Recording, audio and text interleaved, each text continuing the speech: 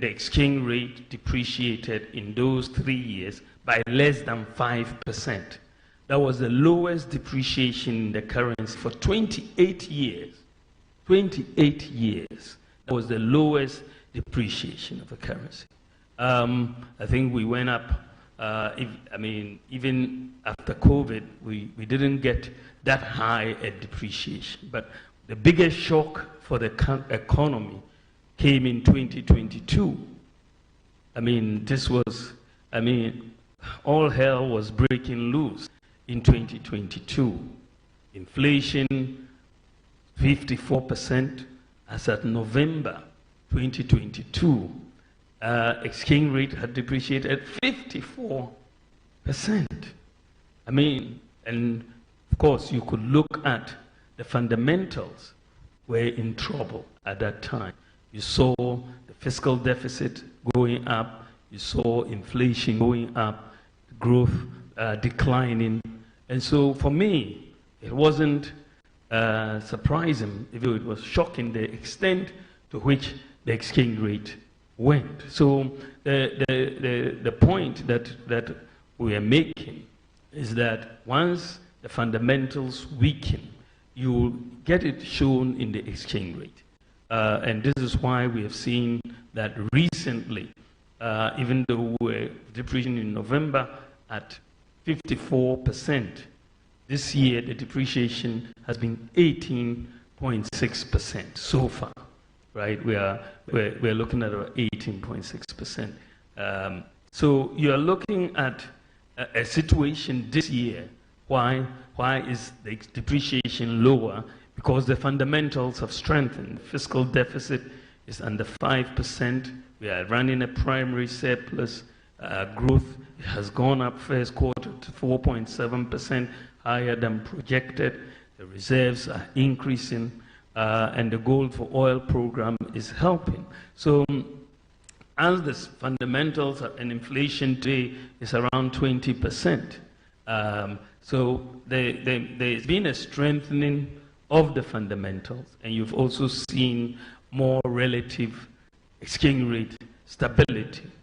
In all of this, and I want you to take this away. When I looked at what was happening in 2022, the 54% depreciation of the cedi, it was very scary.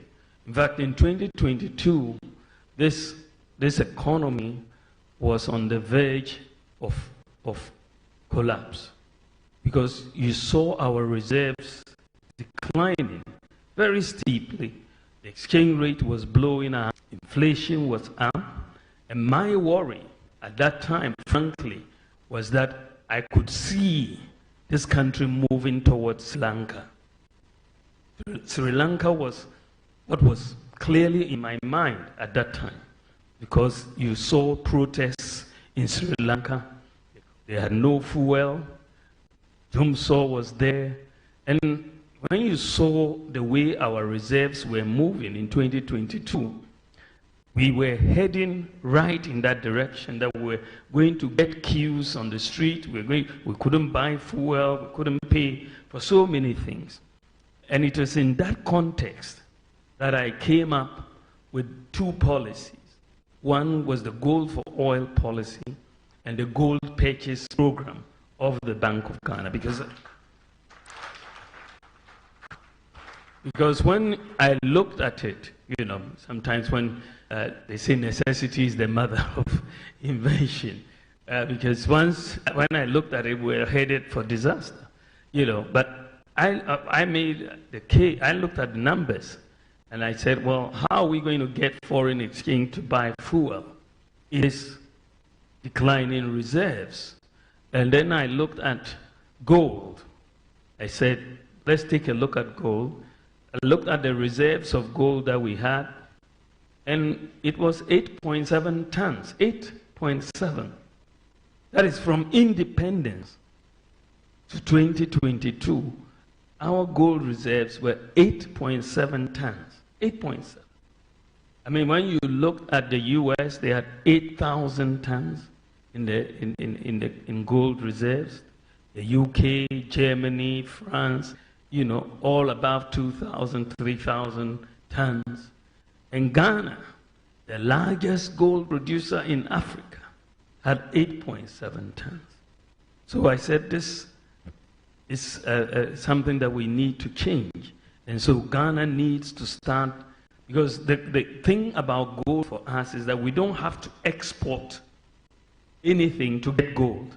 If we have cities, we'll buy gold right here locally. So we can use our cities to buy gold without needing to export cocoa or oil or diamonds or timber. We just buy the gold locally. That's what we have that many countries don't have. It's just something that many countries don't have that opportunity to do so. So I then came up with that idea that let's do, instead of, since we don't have forex at the bank to pay for oil, let's use gold. And therefore we went into this gold for oil and gold purchase program for reserves. And what is very, very interesting, frankly, without this gold for oil, the gold purchase program, this economy would have collapsed. There's no doubt in my mind. There's no doubt in my mind. Why do I say so? In the last couple of years, Bank of Ghana under the gold purchase program has been able to buy $5 billion of gold. $5 billion of gold. Think about it. We've gone to the IMF to look for $3 billion, which is going to be paid over 3 years. And this is why we are going through. But locally, we've been able to buy $5 billion. And this is why there are no queues for petrol. This is why Dumso has not happened in Ghana. Because otherwise, where would you have gotten $5 billion from your reserves? Where would you have gotten $5 billion from your reserves to keep up all the payments you needed to make? So that has been, for us, the game changer. And so the pilot that we are seeing with the gold purchase program and the gold for oil program, I want to institutionalize it going forward. And this is why, by the grace of God, when I am president next year, we are going to institutionalize this. Someone asked me, why is it that the French West African countries have not seen depreciations in their currency? Cote d'Ivoire, Senegal, and all of these. I said, well, they are anchored. The currency is anchored to the euro through the French franc. So they are anchored. Unfortunately for Ghana, we don't have an anchor. There is no anchor for the city. So what I am going to introduce, what I want to institutionalize, is something that we have learned from this crisis. You will not find it in any textbook. Maybe some people will now write it in a textbook. You won't find it in a textbook. It's not in a textbook. So what I'm going to do is fairly simple, as I said, but we have had to learn about it, because what we are going to do is to say that if you want foreign exchange, and we've tried it already, the pilot, with some of the big companies. One big company had 3.1 billion Ghana cedis. They wanted to externalize 3.1 billion Ghana cedis. And they were looking for foreign exchange. Can you imagine the impact on our market? If someone comes out with 3.1 billion cedis looking for dollars. So they were trying to talk to the bank and all of that. So their chairman flew into the country and came to see me and said, we are having these problems and we have to externalize our dividends and all of that. We have 3.1 billion and we are looking for dollars. So looking for dollars from all the banks and all of that. I listened to them, and then I asked, will you take gold? They said, oh, sure, gold is forex. That is not a problem. So I called the governor and I said, look, why don't we put this 3.1 billion through the gold purchase program? And guess what? It was done virtually overnight, and their money was given to them. So essentially, what we're saying is that the demand for the dollars, you bring your cedis, we have the gold. There's no doubt. I mean, the gold is there. I mean, we have 5 billion ounces, even not yet explored, as the Geological Survey Authority has told us. That's $10 trillion. Right? So bring your cedis, we buy the gold, give you your forex. It's that simple. So your demand for the forex will be met by an equal supply of gold, and Ghana will see stability of the currency long term. So we're looking for a simple solution to a long-term stability for the cedi. And that is what we are bringing in, and that is what is happening. What I'll tell you, and I'm sure maybe some of you have heard, is that other countries have started coming to Ghana to learn about our gold purchase program. What is the difference between the ordinary thief and a political thief? Number one, the ordinary thief steals your money, your bag, your watch, and your jewelry, isn't it? But the political thief steals your future, your career, your education, your health, and your business. Number two, the hilarious part is that the ordinary thief will choose whom to rob. But you are the one who choose the political thief to rob you. Because we choose them. We vote them. We blindly say we are not blind. Who is deceiving who? The ridiculous part of the whole issue is that we will fight to defend and protect our belongings from the ordinary thief. Is it not? But we fight each other to defend and protect the political thief. Is that not what we do? Thugs will be fighting themselves to protect those that are stealing our career, stealing our job, stealing our health, stealing our success. What a shame. If you reach a certain stage in life and there is nobody who can look you in the eye and tell you the truth, you are doomed. And that is where our country has gotten to. We need to rescue this country. Wallahi. And I feel very terrible as a Ghanaian at this time. This country is in serious trouble, ladies and gentlemen. We are in serious trouble. We need to rescue this country, ladies and gentlemen. The presidency has been so depraved, so muddied, so dirtied, that I tell you in all sincerity as a Ghanaian, that I feel terribly sad today as a Ghanaian. We need to rescue this country. Wallahi. Inshallah. Please don't cry. We shall rescue our country.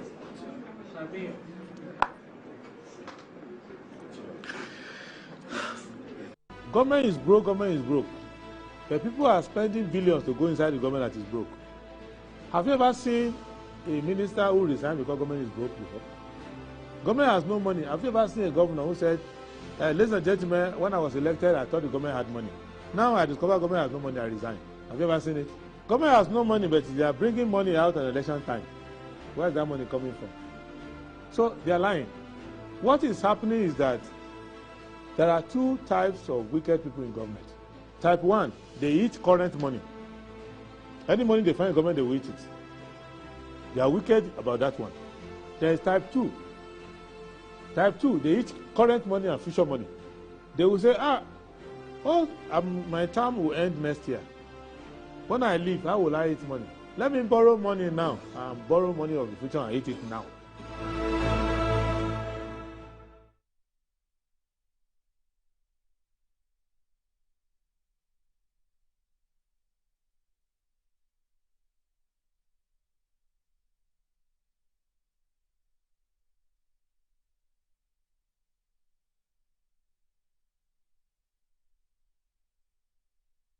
All right, a very good morning to you and you're welcome to the program. It's Good Morning Ghana and it's the 27th of August 2024. We thank Almighty for giving us yet another day to go through the issues of the country. Let's start off with the headlines of the newspapers, and I start with a daily graphic. It says, drought. Government outlines 8 billion Ghana cedis agri support, provides 1,000 Ghana cedis per hectare incentive to farmers. Multi-billion cedi road initiative launched in Tamale. President inaugurates Tema Motorway School Junction Road project. Effects of galamsey, risk of cleft lip rises. Wow. The Ghanaian Times. Government begins motorway reconstruction projects to cost $350 million, expected to be completed in 36 months. Akosombo Dam spillage, 200 million Ghana cedis released for resettlement project. Looming food crisis, grains exports banned due to prolonged dry spell in 8 regions. Yana hails government for dedication towards improving road infrastructure in northern region.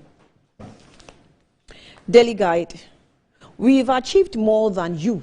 Baumia Jabs Mama. Nana cut sword for Accra Tema Motorway project.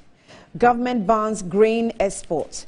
Police bust notorious car thieves. Over 100K Ghana card applicants under probe.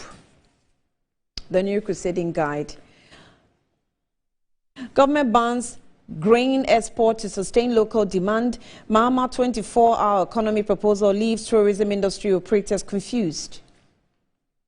Extra 200 million Ghana cedis needed for Akosombo resettlement project, Housing Minister. Delays in posting nurses threaten quality health care.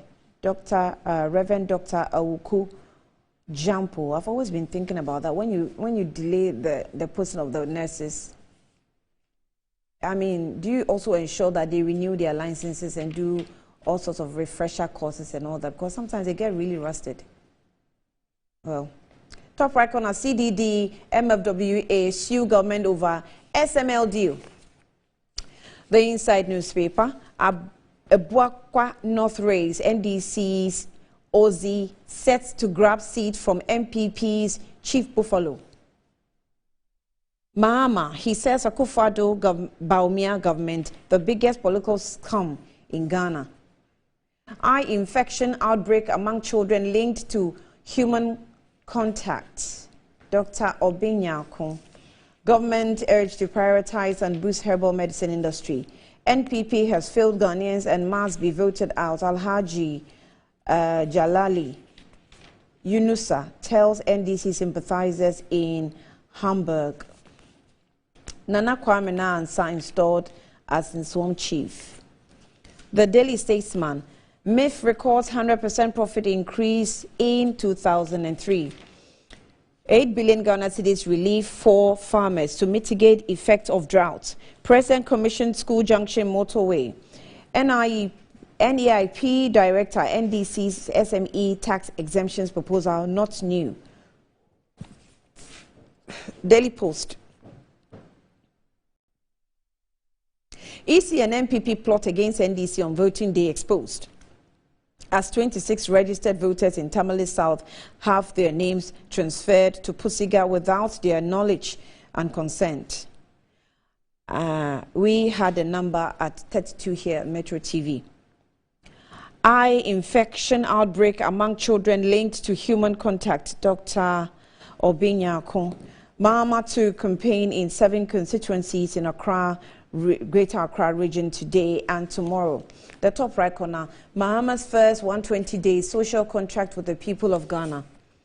The Economy Times, cedi likely to depreciate after macroeconomic indicators to worsen in Ghana, Nigeria through 2024. Macroeconomic indicators to worsen in Ghana, Nigeria through 2024. Audit firm, Cocoa Board disclaims minority statements that the board has lost financial credibility. Oh, goodness. Business and Financial Times. In agriculture, only 3% of agricultural land irrigated. World Bank. Annual Sustainability Summit comes off today, focuses on climate change and sustainable food systems. Fidelity Bank's DMD foresees green bonds as a game changer for financial markets. GB Foods launches new products to meet rising demand. Domestic credit agencies to fuel debt market growth. And in the feature, recognition, gratitude and rewards. Managers tool for encouragement. Another feature says the Eurobond debt exchange program restructuring the financial landscape in an election year. Right, and that's it for all the headlines of the newspapers. Let's take a breather. I'll be back.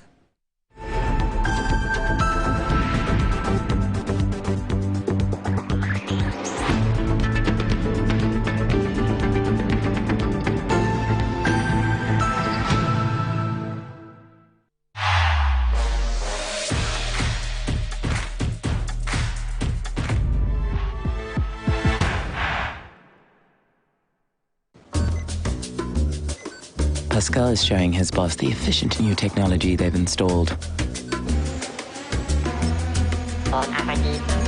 She's pleased. But now she's asking, why is that still there? Fiscal explains the new fleet-finding darts are more accurate than the old ones. The boss is not so pleased anymore. If you haven't automated your fleet management yet, it's time to get business done better with MTN Business. In today's modern world, stairs are a challenge, especially for our elderly and those with health concerns. Navigating them can be difficult and even dangerous, but there's a safer way to move vertically. Lifts and Elevators Limited Company, your answer to a more accessible and secure vertical transportation. Our elevators and escalators, including top-of-the-line pneumatic vacuum elevators, Fuji elevators and escalators, offer a safer and more convenient alternative, eliminating the risks of stairs and enhancing accessibility for homes, businesses, and hospitals. Choose safety and convenience with Lifts and Elevators Limited Company. Elevate your spaces today. For more information, visit our website at www.elevatorsgh.org or call now on 0200-535-515. Lifts and Elevators Limited Company, the elevator people.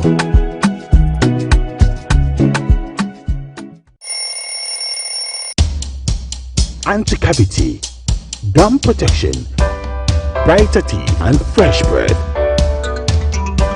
I'm a fat missy way. The patcho bantama. My chest.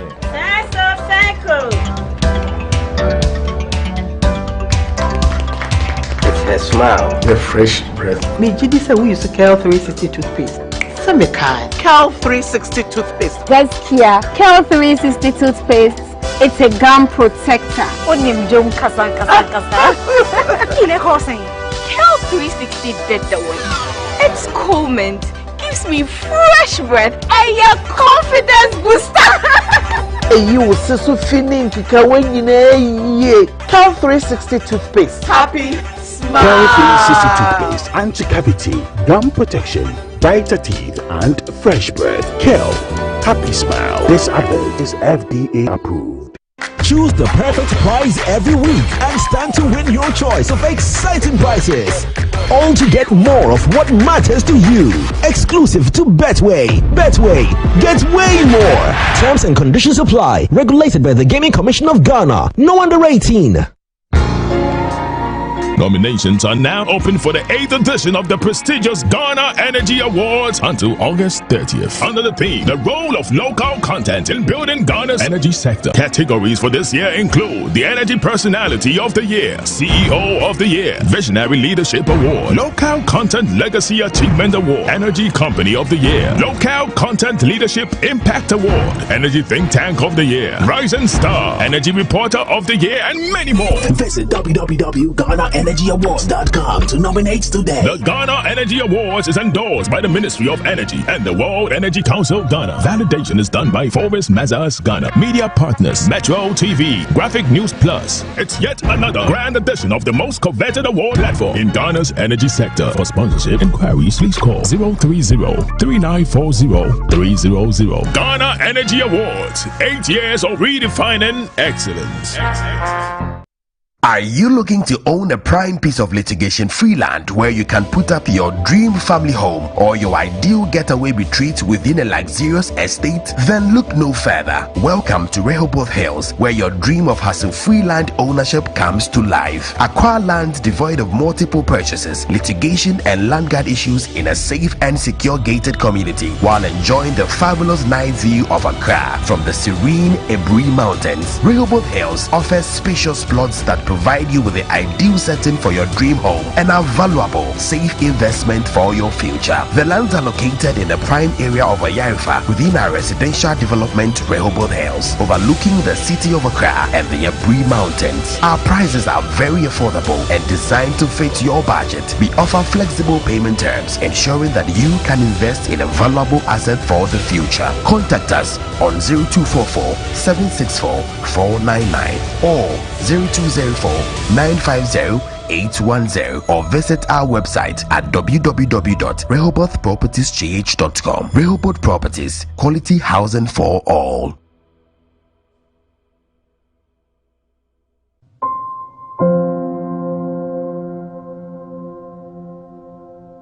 Ama, nansi mi cheno wo bin enko ye kwao. Ama ma ye bohu se kontomra akija.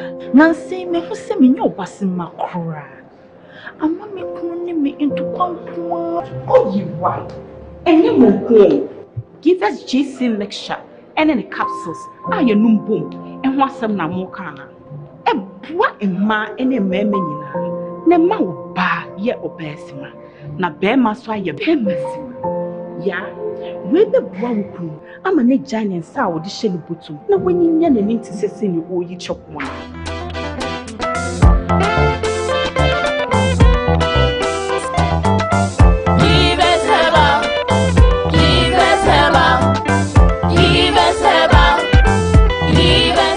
Give us GC mixture and a capsule. Achesa. A painful about time one more menu for one and Quada when you feel to me. The luckiest star 712 hash. Luckiest everywhere. 8K. Hey, you get an 8K. Get the packing from your book, man. One lie. Hey, wait. You go put it on his tab. This is my man. Good luck. We'll wait here. We are star 712. I'm on dialing the magic numbers. Star 712. Now welcome to the luckiest. And now with me at home ticket. You can buy for yourself or your loved one. Mommy, tell mommy who's here. You're buying for me, right? Or who else? Let's choose buy tickets for others. Love you, boo boo. Maybe straight to option 4. Now, you need to buy tickets worth 50 Ghana to qualify. Yes, you can buy random or preferred tickets. I'm choosing random ticket. Listen, if you buy the random ticket, the system chooses a random number for you. But if you buy the preferred, you get to input your own preferred 5 digits. 5. Baby, give me your 5 numbers. And how much are we buying? Babe, look at the body and buy you. With your body, Hey, Bema, tread cautiously. Now follow the prompts and confirm. Now the luckiest. The luckiest is regulated by the NLA on the Caritas platform, not for persons below 18 years. TNCs apply.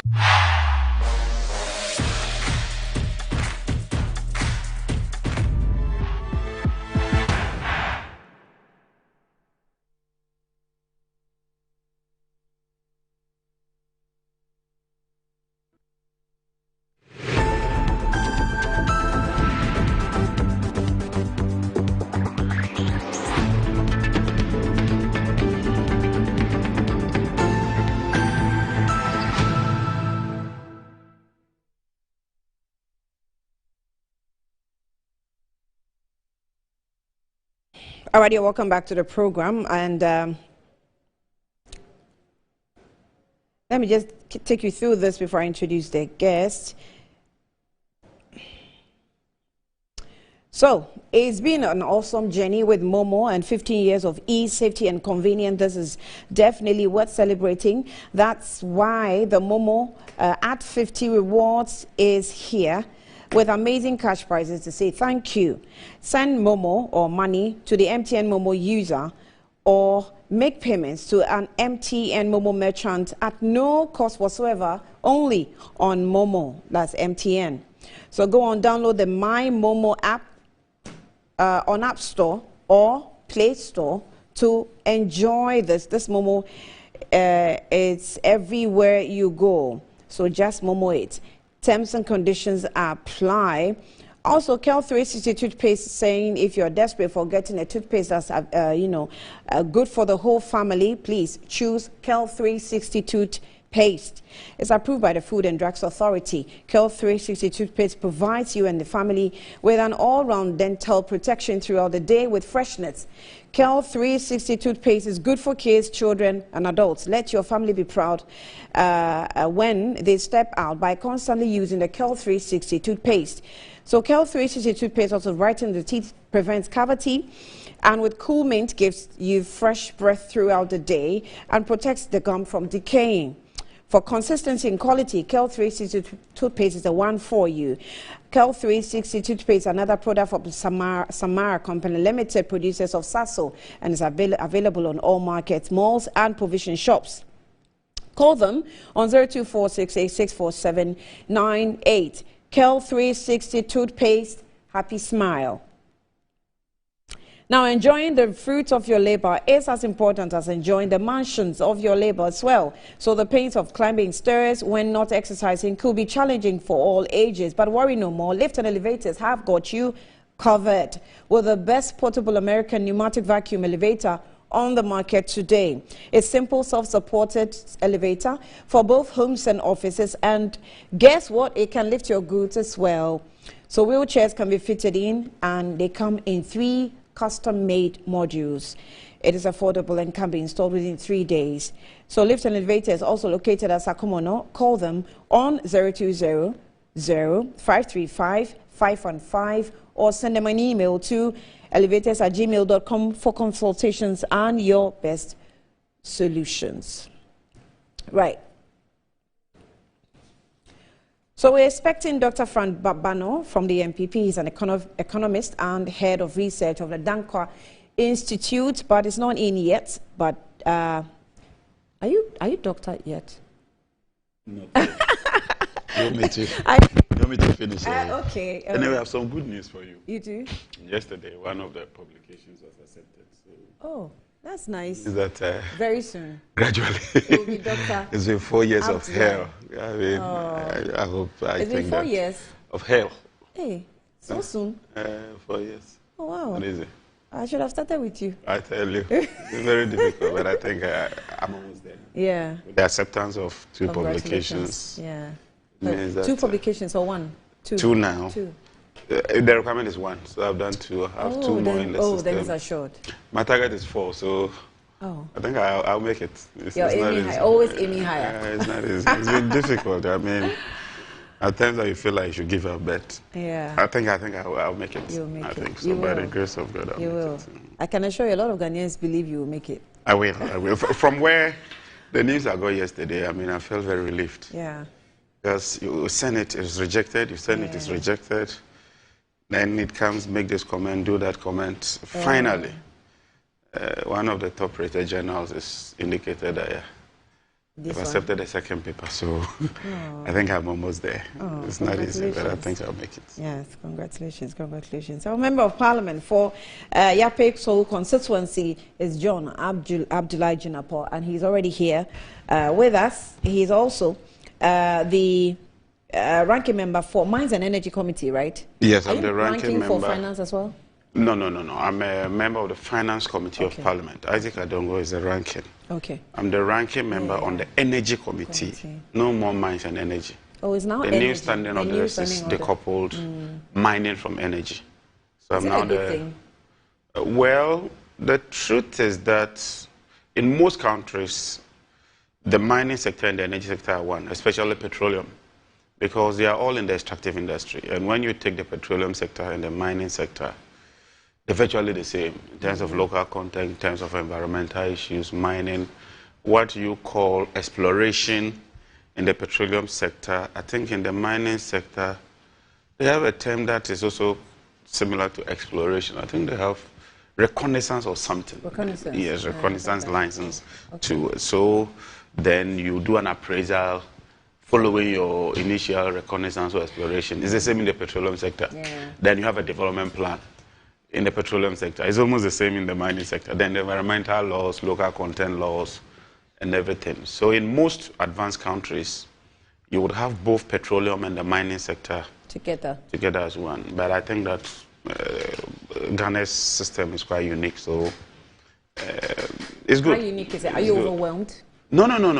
I've learned a lot. If it's put together from the mining sector, be overwhelmed. Well, your problems are a lot, especially in the mining sector. Yeah, naturally, I'm in energy. Even in energy. Mean, I did energy economics, so naturally, and having worked as a deputy minister, both in petroleum and in the power sector, my natural strength and love is in the energy sector. And so I've learned quite a few within the mining sector. So Hini are very, very good when it comes to the mining sector. Pelpo, they've taken an interest. And the thing in Parliament is that you cannot do all. I'm doing economics and finance. I'm doing energy. It's not easy to add mining and do that. So others are also doing quite well. It won't hurt if you add more. If you yes, have the yes, capacity, yes. That's actually. true. That's true. But you do have the capacity, don't you?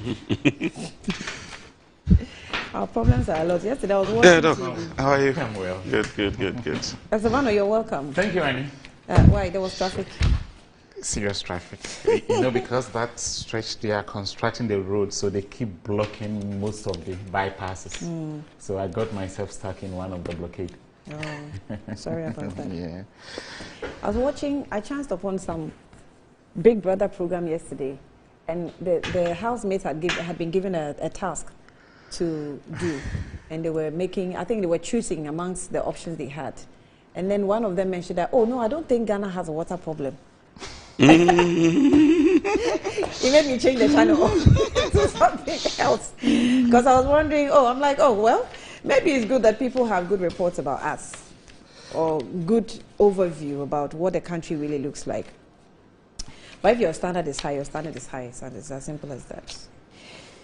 Anyway, all right, so let's get straight into the issues. John, please, I'll start with you. No problem. I'll start with you. The manifesto, we have not said much about the manifesto, but I think your main theme has been to reset the economy, which when we met Dr. Baumia said that there was no need to reset the economy and that we're moving forward because we already set new standards for the economy. So your resetting is neither here nor there. Give us but did he talk about some of the new standards? That was my issue, because then when you are upgrading something, that means that you have a system that is working and you want to upgrade it. If the system is not working, you better reset it, because if the fundamentals are not working, if the current economic architecture, the economic program is not working, you cannot upgrade it. You simply have to reset it. And fortunately, I'm doing some paper on the economy of Ghana. So I've had some time to look at the economic trajectory of Ghana. And I can tell you that what Dr. Baumia seeks to upgrade will not work. And any economist, anybody who is sat in an economics class would get to know that it simply will not work. Because if you take all the indicators, you take debt to GDP, you take inflation rate, you take the deficit, you take unemployment, you take all the key macroeconomic indicators. When we were leaving office, they were better than it is today. If you take debt to GDP, we're left 56. Today, we don't even know our debt to GDP. We don't know. I mean, the Ministry of Finance says it's about 70%. Factoring in the sources of the haircuts, they haven't concluded yet. This week, they intend presenting their proposal to the Eurobond holders. So we don't even know the actual debt structure, let alone determine it. In terms of the ratings, when we're leaving office, better than today. Cocoa production, we left about 1 million. Today is slammed to half. Oil production, we peaked at about 190,000 barrels a day. It's dropped by 30%.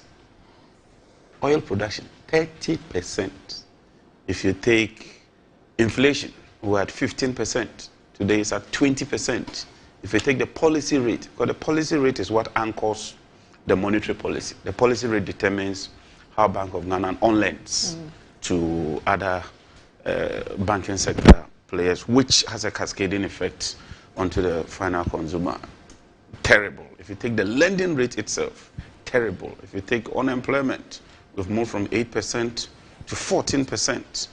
If you take the deficit, we're in double-digit deficit. It's only the IMF that's come to correct the system, and now they are holding us in check. But for the IMF, we're doing about 16% of deficit. If you take financing, central bank financing in 2016, 0. And yet we achieve a very, very good deficit. Today, we had about 54 billion of central bank printing, not through the open market operations. The central bank has basically 3 tools, either the policy rate or what you call the discount rate. That's how they borrow or lend. Then the reserve requirement of banks, and then what you call the OMO, the open market operations. We are talking of printing money into the system, skyrocketing inflation to 54%. And when you do that, it means that there's so much money in the system. It's not backed by any productive value. And when you do that, it means that it pushes inflation. And so inflation went to 54%. I mean, that is unprecedented. And if you take our peers, both Francophone and Anglophone countries, Ghana's case is a basket case of worst scenario. Not even with the Anglophone countries. Take Tanzania, take Ethiopia, take Senegal, take Kenya, our peers. I mean, and if you read the budget itself, the Minister of Finance found it prudent to even list some of these countries. He gives a West African average, and then he gives African average, continental average, and then he gives a world average. If you take all of them, we are worse off in terms of our peers. So what are you upgrading? That is the question. What are you upgrading? Upgrading these negatives that I'm talking about. We simply have to reset the economy because the system is not working. And when you do a trajectory of the budget expenditure line, you realize that the MPP concentrates so much on recurrent expenditure, whilst President Mahama did about double of this in terms of capital expenditure. And capital expenditure is so important when it comes to anchoring the economy, because that means that you make the economy resilient, you make it strong, such that it faces headwinds. And when you face those headwinds, that is when your knowledge about the economy comes in. And I was following Dr. Baumia the other day, and a lady asked a question. Now look, you've introduced a plethora of taxes. Ghanaians are complaining. The cost of living is very high. Today's inflation is above 20%. Why wouldn't you apply your economic knowledge to reduce the burden on the Ghanaian? And you know his response. That if he reduces the taxes today or abolish them today, when he becomes president, what would he do? I mean, such level of insensitivity. And is it insensitivity or sincerity? Sincerity in the fact that he was not the president, or he is not the president, to implement certain measures. And yet he takes credit for some of the policies. At that program, he himself said, I initiated this. Yeah. So you only judge him based on his work schedule, what has been assigned to him. He's the head of the economic management team. And the president himself told us that he doesn't understand economics. So he depends on Baumia. And here, right here, I was seated here, Gideon Bwoko was here. When E-Levy was introduced, Randy was the host. I asked Gideon, does Dr. Baumia support the E-Levy? He said yes. He said yes. The Baumia was an integral part of the passage of the E-Levy Act. President Mahama says he will abolish it. Then days after, he rushed to say he will abolish it. Then I asked him, but you said you support it. You are the economist. Why don't you abolish it today? He says, no, I want to abolish it today. If you want it abolished, then vote for me. I mean, what kind of double standard is that? Because he is part of cabinet, he is head of the economic management team, he supports these taxes. You impose these draconian, difficult, harsh taxes on Ghanaians. People are suffering. And when we ask you for a relief, you say that no, I won't touch it now. If you want it relieved, then vote for me as president. I mean, Ghanaians, we must send a strong signal to politicians that you can't take people for a ride. That you can't just dribble people around, mismanage the economy, run the economy to the ground. For the first time in the history of Ghana, we have defaulted on our international debt obligations. We are so broke that even domestic bonds, we cannot service it. Mostly, where you see a country's vulnerability is the external sector. Because for the external sector, you can manipulate it. As for the internal sector, because government has authority over its monetary policy, and you can just issue fiat money, normally you can manage it. We've defaulted on both sides. Even pensioners had to go and queue at the Ministry of Finance and picket. Our mothers, our fathers, old men and women went and sat under the sun. And you tell us that you want to upgrade this? Is this a record that you want to upgrade? And instead of you to eat a humble pie, say that, look, things have not gone well. We'll take a sober reflection. We'll change course. We'll do what is right and proper and put the economy on a sound footing. You tell us that you want to upgrade it. Like simply you want to upgrade the suffering. Unemployment is 14%, you want to upgrade it. The changes he wants to implement as when he becomes president is a way of resetting and then upgrade. And then that is the reset. That's the reset we are talking about. Because if you say you remove e-levy, you cut down government. We are saying that let's change course. That's what we mean by reset. If your phone is not working and you do a factory reset, it means that you reset it and begin to download. Yeah. But if you want to upgrade, that means that the apps that are worrying your phone, you still keep them. You are keeping them and upgrading them. And what kind of analogy is this? And you want us to take you serious? Look, I just got a notice from West African Gas Pipeline. They want to shut down the pipeline because we are not servicing the debt. 2022 ECG's debt, 10 billion. 10 billion. Are we done servicing the... there was this gas plant we shut down that we're servicing. They haven't paid even one cedi. The debt has gone to $600 million. ENI has just issued a notice that they want to call on the guarantee. 600 million. West African Gas Pipeline, they just issued a statement. 12 million. ECG 2016 made a profit of 362 million. Profit. 2022, a loss of 10 billion. Billion. Not million, not 100 million. 10 billion loss. This economy is in tatters. This economy, there's nothing to write home about this economy.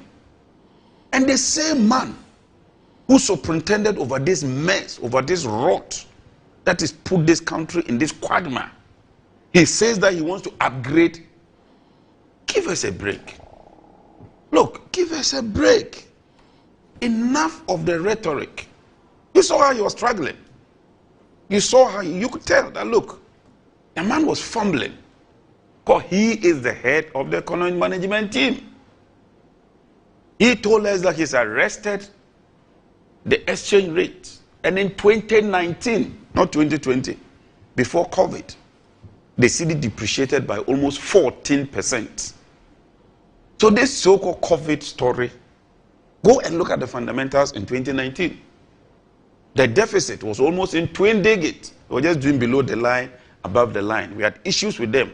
When they went under the IMF program, they reported the true figures.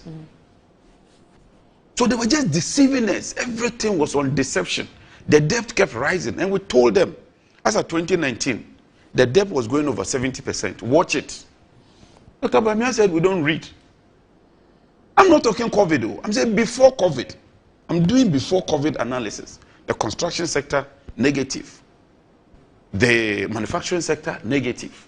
The key indicators began to show a negative trajectory. And when we warned them, they wouldn't listen. Was it a period of the banking sector cleanup?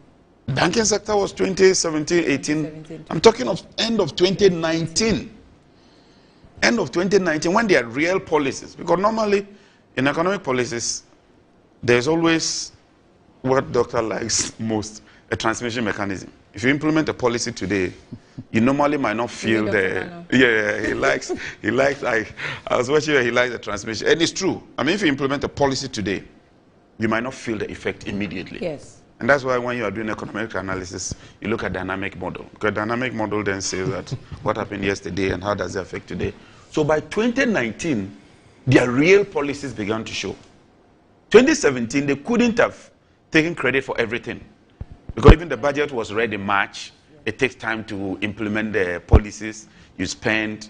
You normally would not see the effect. So at least even the first quarter results couldn't have been because the NPP government was spending. But by 2019, 2017, 18, end of 19, 3 years, their real policies were beginning to show.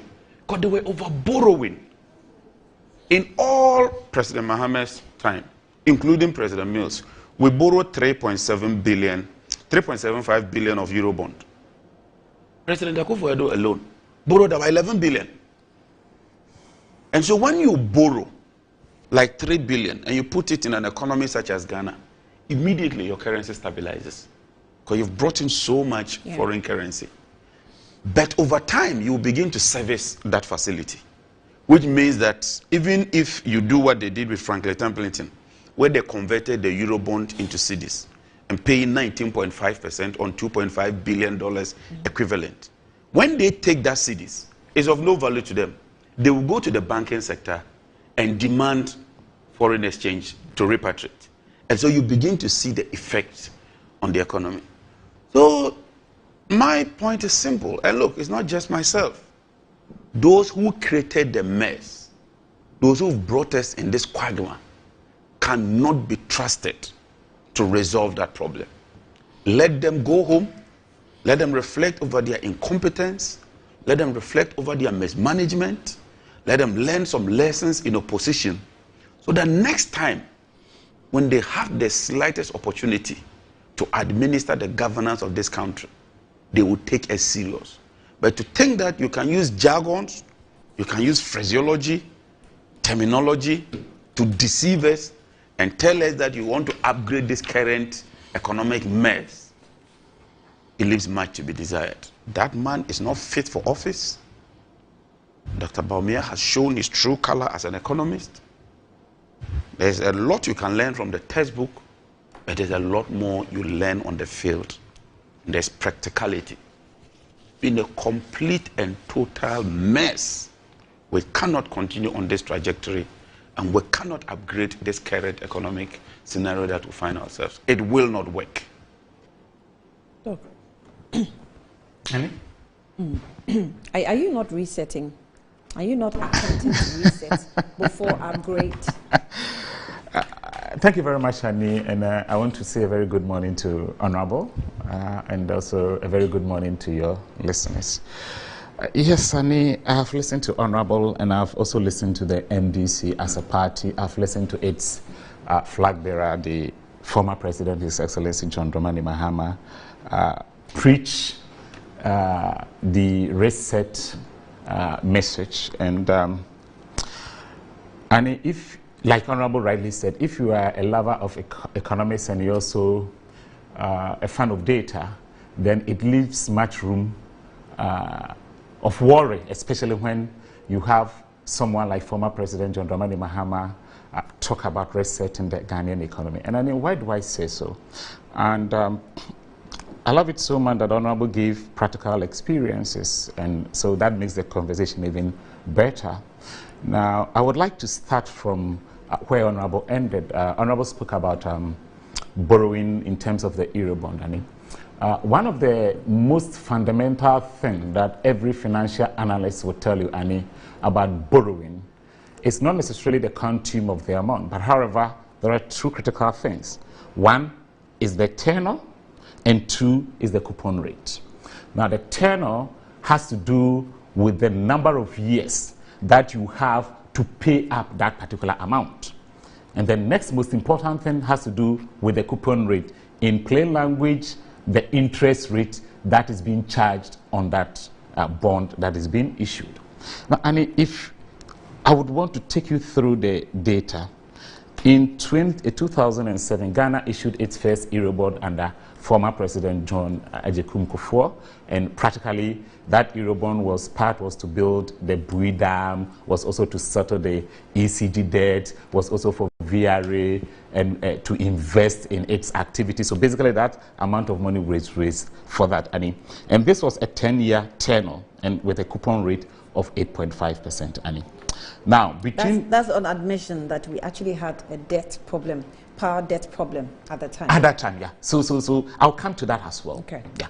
But this is to talk specifically about Eurobonds and the need for Eurobonds, so that to present a better analysis, so that when we are quoting figures, people don't just carried away by just quoting figures, but they get to understand what is hidden behind those figures.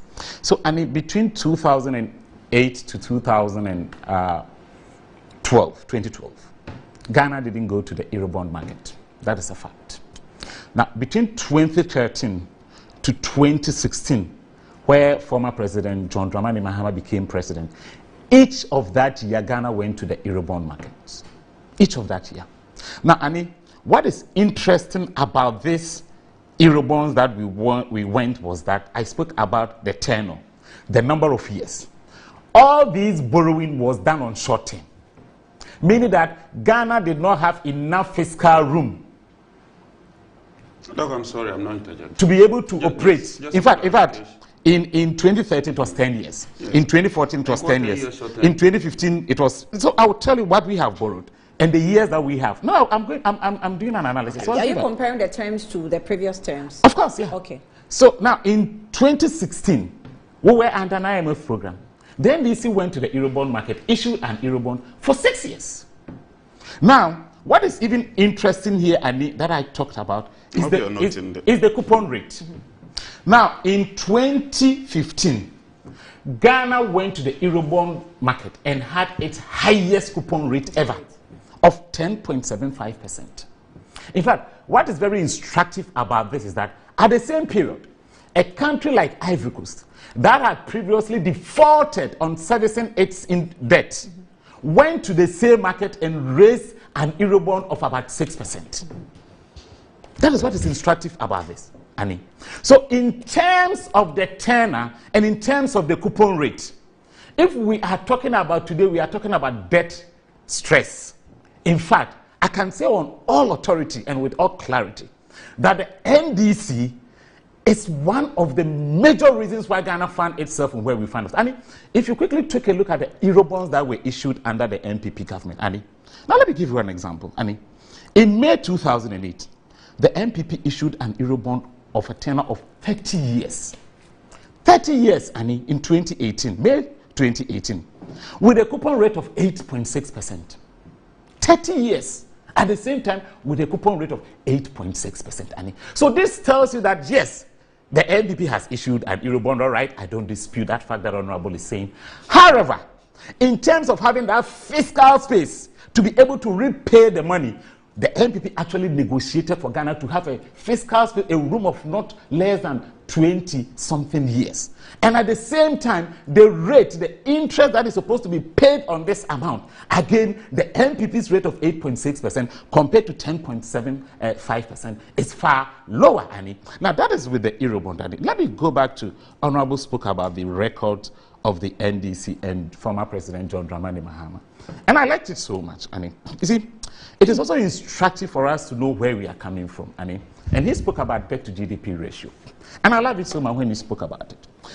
Now, in 2000, when former President John Ejikun Kufuor won the elections and he was sworn in 7 January 2001, Annie, our debt to GDP was about 182%. The data is available, you can check it.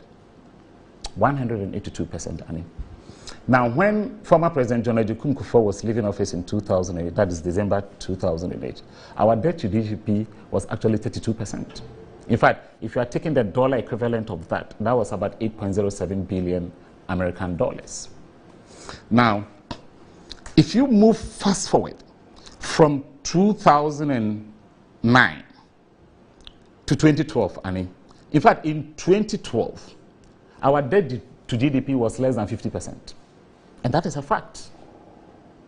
Now, between 2013, again, that was when His Excellency former President John Dramani Mahama became president of this country. I wouldn't even add where he was sworn in from July to December. I don't even want to add that. I want to add where he actually won an election and became president of the Republic of Ghana, Annie. Now, between 2013 to 2016, Annie, if you do the maths, year-on-year addition in terms of our debt stock, it will give you roughly 91%. So our... Look, I beg you, Annie, he said in 2012 it was about 50%, is that not it? Yes. That's what you said. Fine. Yeah. So roughly. Then you said from Mohammed's time to 2016 when he handed over. 2016, yeah. I'm doing his debt accumulation under him. Yeah, but it was 56%. Let's just get no, the facts. No. I'll come to that figure as well. No, I'll come to that 56% figure. That's what facts, facts. No, that 56% is also problematic, and I'll explain why it's problematic. You don't accept that it's 56%? No, I will explain the rationale why I'm saying it's problematic. So what is your figure? No, let me finish my analysis and I'll come to that. I'm building a point. Okay. Please, allow me. Okay. Yes. Now, what I'm saying is, between that period, and I'm taking the dollar equivalent. Now, from 2008, we stood at $8.07 billion. $8.07 billion. Nominal figure. Yeah, nominal. Yeah, fine. Yeah, fine. Now, by 2016, we were at $29.2 billion. Yeah, nominal figure. Yes. Yes, it's fine. Yeah. $29.2 billion. So it means that under the NDC, if you take 29.2 from 8.07, roughly about $21 billion was added to the debt stock under the NDC from 2009 to 2016. Now, Annie, you see, Honorable talks about 56%. I'll ask Honorable that what was Ghana's debt to GDP ratio in 2015? Ghana's debt to GDP ratio in 2015 was what? Was 73.3%. However, the figure Honorable quote here is when we had a rebased economy. That's the true value. I'm coming. What is it? If we do the analysis the 20 what you're talking about was provisional because you hadn't valued the economy properly. No. You need to value the economy. Using a rebased year. The rebased year gives you the true value of the economy. So let me explain. So you see, you've had your turn. You see, I'm noting it. Sorry. I'm sorry. I'm noting it. In 2015, I'm noting it. We were using the 1983 constant prices. That is what we were using. So the NDC did a rebasing of the economy. And when you do a rebasing... We didn't do it. It's the MPP that did the correction. It's the MPP that did the rebasing in 2018. Not we. We didn't do the rebase. Explain their rebase. So the rebase simply means is that you were using 1983 constant prices. So for example, how goods and services are sold on the market. So when we are doing GDP calculation, we don't use today's prices. You need a reference year. We use a reference year. A reference so year. we were using the 1983. So 1983, it is outdated. 2 cedis per bottle of water. Yeah. So that is what you multiply by today's production. And you get and discounted by the rate of inflation. Exactly. But it's outdated. The 1982 is outdated. So no, but you agree. This is an economic. This is economics. It's outdated. No, but let's agree. You see, people are watching, and professionals are watching. Yes, and that is why I'm doing the analysis. That's why I'm explaining all these things. Let's be careful how we go about it. See, that is why I'm explaining. Anyway, let me allow you. See, that's why I'm explaining all these things. You see, I have not jumped any. When you even interject, I told you, let me explain it. It's necessary to explain. To explain for people. That people will get lost. Yes. You see, so that's why I asked him that before the rebased economy, our debt to GDP, and when we asked him, when the NDC was going to IMF in 2015, what was Ghana's debt to GDP ratio? He should tell us here. It was 73.3%. That was one of the reasons why we went to the IMF in 2015. So this is a fact. This is the fact, and this is the reality. Now let's come to economic growth under former President John Dramani Mahama. Now, if we take economic growth, and this is a Bank of Ghana data. I mean, this data was sourced in October 2023. I did this analysis myself by going through the BOG reports. Now, our growth rate in 2011 was 14%, right? That was where we had the influx of oil coming on board. Now, in 2012, we also had a growth rate of about 8.42%. Now, what is instructive is that I want to look at the record of the former president, who today tells us that he wants to reset Ghana.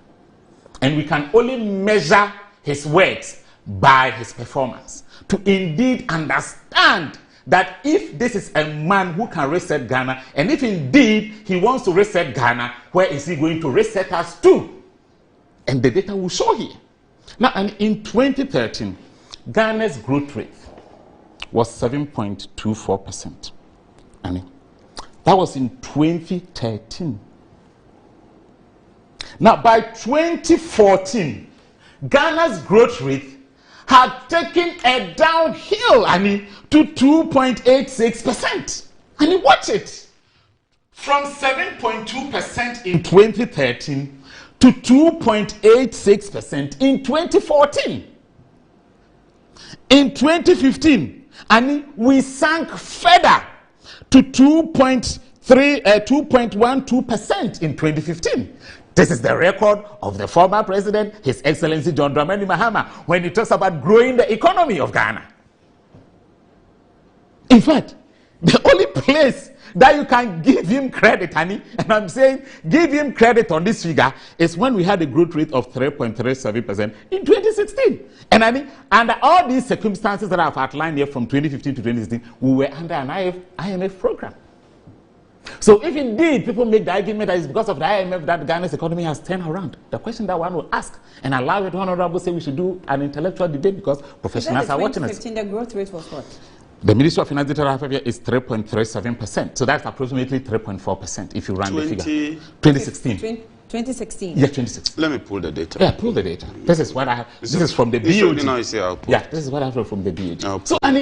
So if such a person comes to tell me as an economist, a development economist, that he wants to reset Ghana based on his economic track record, then it gives me much worry.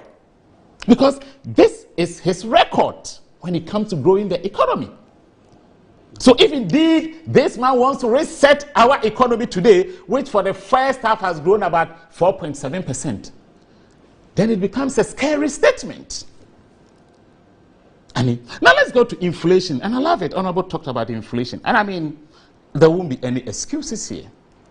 But then the fact must also be established. Now, in 2011, 2012, Ghana was doing fantastic with inflation. And this was before His Excellency John Dramani Mahama became President of the Republic of Ghana. In fact, in 2011, under the late President John Evans Atta Mills, we had an inflationary rate of 8.6% in 2011. In 2012, we have an inflationary rate of 8.8%. That was under His Excellency, the late President John Evans Atta, someone that the NDC hardly give credit to for all the things he did. In fact, all the projects that he started, including the REG, the Legon Hospital, have all been credited to the former President John Dramani Mahama. This is someone that the NDC themselves don't want to recognize in terms of his achievement. And I'm reading his achievement. I, as an economist, I will recognize his achievement to the Ghanaian economy, Annie. Now, let's bring in the man who says he wants to reset the economy. When he came to take over, Annie, inflation, which was 8.8% in 2012, and this was without any COVID-19 pandemic, this was without any Russian-Ukraine war, Annie. His growth rate, his inflation, which was 8.8% in 2012, and in 2013 was 13.5%. And by 2014, we were having an inflation rate of 17%. Mm-hmm.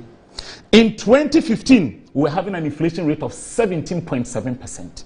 In fact, under no... Can you write this one? Yeah, this is BOD data. No, give her the inflation figures again. So I just want to show you something when he's done. Yeah, but this is BOD data that I'm reading out here. Yeah. So I don't know the data that you may be referring to, but this is BOD data. Go over inflation. Go over. Yeah. So 2014, what I have here from the Bank of Ghana is 17%. Mm-hmm. 2015, 17.7%. 17.7. Then in 2015, that is where we had the 15.4%. 2016. 2016, yeah. That's where we had the 15. You rightly mentioned 15. That's where we had it in 2016, Annie. So this is a man that... 2016 we had what? 2016 we have 15.4. So, and he says 2015, 17.7. Yeah, that's what I have, the BOG. Yes. And this data is what I have from the Bank of Ghana. Keep that. Yeah, sure. So in 2016, we have 15.4%, Annie. So under his record, there wasn't a single period under him as president of this republic that Ghana had a single-digit inflation. If anyone tells you that under the former President John Dramani Mahama, Ghana had a single inflation, that is a palpable lie. I mean, this is his record. Now, fast forward, the NDP government takes over. And he is matching the record that Honorable keeps making the point that His Excellency, the Vice President, he is the head of the economic management. But I mean, Honorable has been a cabinet minister, so I know that he knows the role of the Vice President. In fact, at a point in time, his good self granted an interview, and Honorable, I don't want to quote you, but I've watched the video, whereby you made reference to the point that the vice president role is to attend events. It's not true. No, Please, this is a serious program. That video is fake. That video is fake. Yes. Okay, then I denounce it. That man was the head of the economic management team. Yeah. You don't know? Is that? You don't know President Mama was head of the economic That's why I management team. said that you know that rule. That's why I've admitted it already. So it's fake. Yeah, thank you. I've served notice on that video. Okay, I've not read the It's notice. fake. Okay, I've not read the notice. Yes, and I've served No, notice. but honorable, It's fake. it's not enough to just save notice on it. You have to issue as an official statement. I've done that. I've not seen it, but I'll please send share you a with me. copy. Thank So you so let me much. put on record. Okay. Viewers, No, that's fine, yeah. That tape is fake. Okay, thank you. Now, honorable, let me go now to the records, the inflationary records of the NPP. I mean, in 2017... If I were not here, you would have just finished me like that too. Oh, but honorable, this one is... I actually have seen that video. Yeah. Okay, let's make progress. No, but you see, the beauty of the conversation is that I had seen the video. Yeah. And you rightly said that it's fake. And I said, I have not seen it. And you said, that's okay, I have it right. It's Okay, done so your well. GDP It's growth for done so well 2016 that is you might not be 3.4. able to detect it. Is that? 3.4, 2016 GDP. Oh, yeah, but that's what I said. You said honorable. 3.37. Yes, it's a round figure. You are an economist, you should know this. He rounded it. Oh, honorable. This 8.4, Oh. 3.4, 2.2, 2.9. But I'll deal with it. I'll deal with it. Honorable, when you run a regression and they tell you to keep it at the nearest one decimal place, and you have 3.3 will be 0.37, what It would will you be write? three. Huh? Don't worry, we'll deal with it. Yes, I've these are things written- that I've both noted you and it. I do econometry, so these are things we know. Don't worry. Anything We'll- more I'll- than I'll address 0.5, it. you run it. It's as simple as that, Annie. Okay, now let me go on. You see, so under the NPP, this is the record of the NPP, where His Excellency Dr. Mahmoud Bawumia is the head of the economic management team. In 2017, inflation was 11.8%. In 2018, inflation was 9.4%. In 2019, inflation was 7. In fact, in 2019's inflationary rate, Annie, is one of the lowest inflationary rate under the Fourth Republic. And this record was chalked under the NPP, Annie. Before in 2020, we all know what happened in 2020, that inflation rose to 10.4%, Annie. That was the first time in about 2 years under the NPP's 4-year term that Ghana was having a single-digit inflation, Annie. And fast forward, we know what happened in 2022. What was the inflation in 2022? Of course, you've said it. That was What was 54.1%. No, I mean, I'm not denying the fact. That's what I'm saying. You know what happened. Yeah, we all know what happened. I want viewers to listen. No, yes, It's not about because me. I mean, the records are there. And I've said it here on the show on the other time. I mean, you have the United States of America, whose inflationary rate in over 40 years had not gone beyond 2%. I mean, moving from 2% to 9.1%. I mean, and honorable, and I love it that we are both econometricians. I mean, there's something we call marginal rate of change.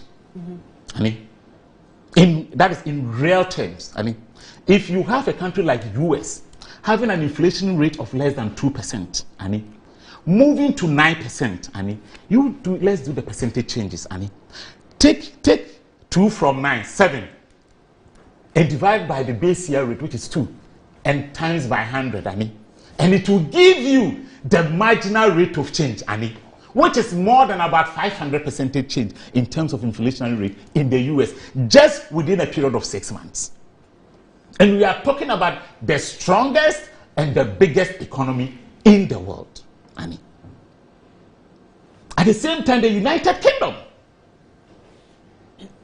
also experienced its worst inflationary rate in 30 years, Annie, at the same rate as the US, which was also 9.1%, Annie, in July 2022. So, Annie, so if you want to do the marginal changes of Ghana's inflationary rate, of the shock that came on board, Annie, it will be nowhere when you compare the marginal rate of change compared to US moving from less than 2% to 9.1%, and the UK the same thing to 9.1%, Annie. So clearly, there was a problem. And fast forward, the right measures has been put in place. And today, like Honorable Riley said, inflationary rate is at 20.9%. And it is not something that, as an economist, I will sit here and say I am proud of. But looking at where we went, at least it tells you that the NPP has that capacity when it comes to turning the economy around. I mean, today, and I like it, Honorable gave references to some of our peers. And I was so surprised that he left out the not recently biggest economy on the African continent, which was Egypt, which was recently ousted by South Africa. Today, Egypt's inflationary rate is over 34%. Nigeria's inflationary rate is at 34.3%, Annie. Today as we speak. These are the inflationary rate of Egypt. These are the inflationary rate of Nigeria. The only big economy that is doing well in terms of in terms of inflation is South Africa. That's the only big economy doing well. Yeah, I mean, I'm talking about if you are picking the biggest economies in Africa. How about economies like ours? Senegal, Similar Uganda. Economies. You see, Annie, pick the top 10 best economies in Africa. No, I don't want the best. No.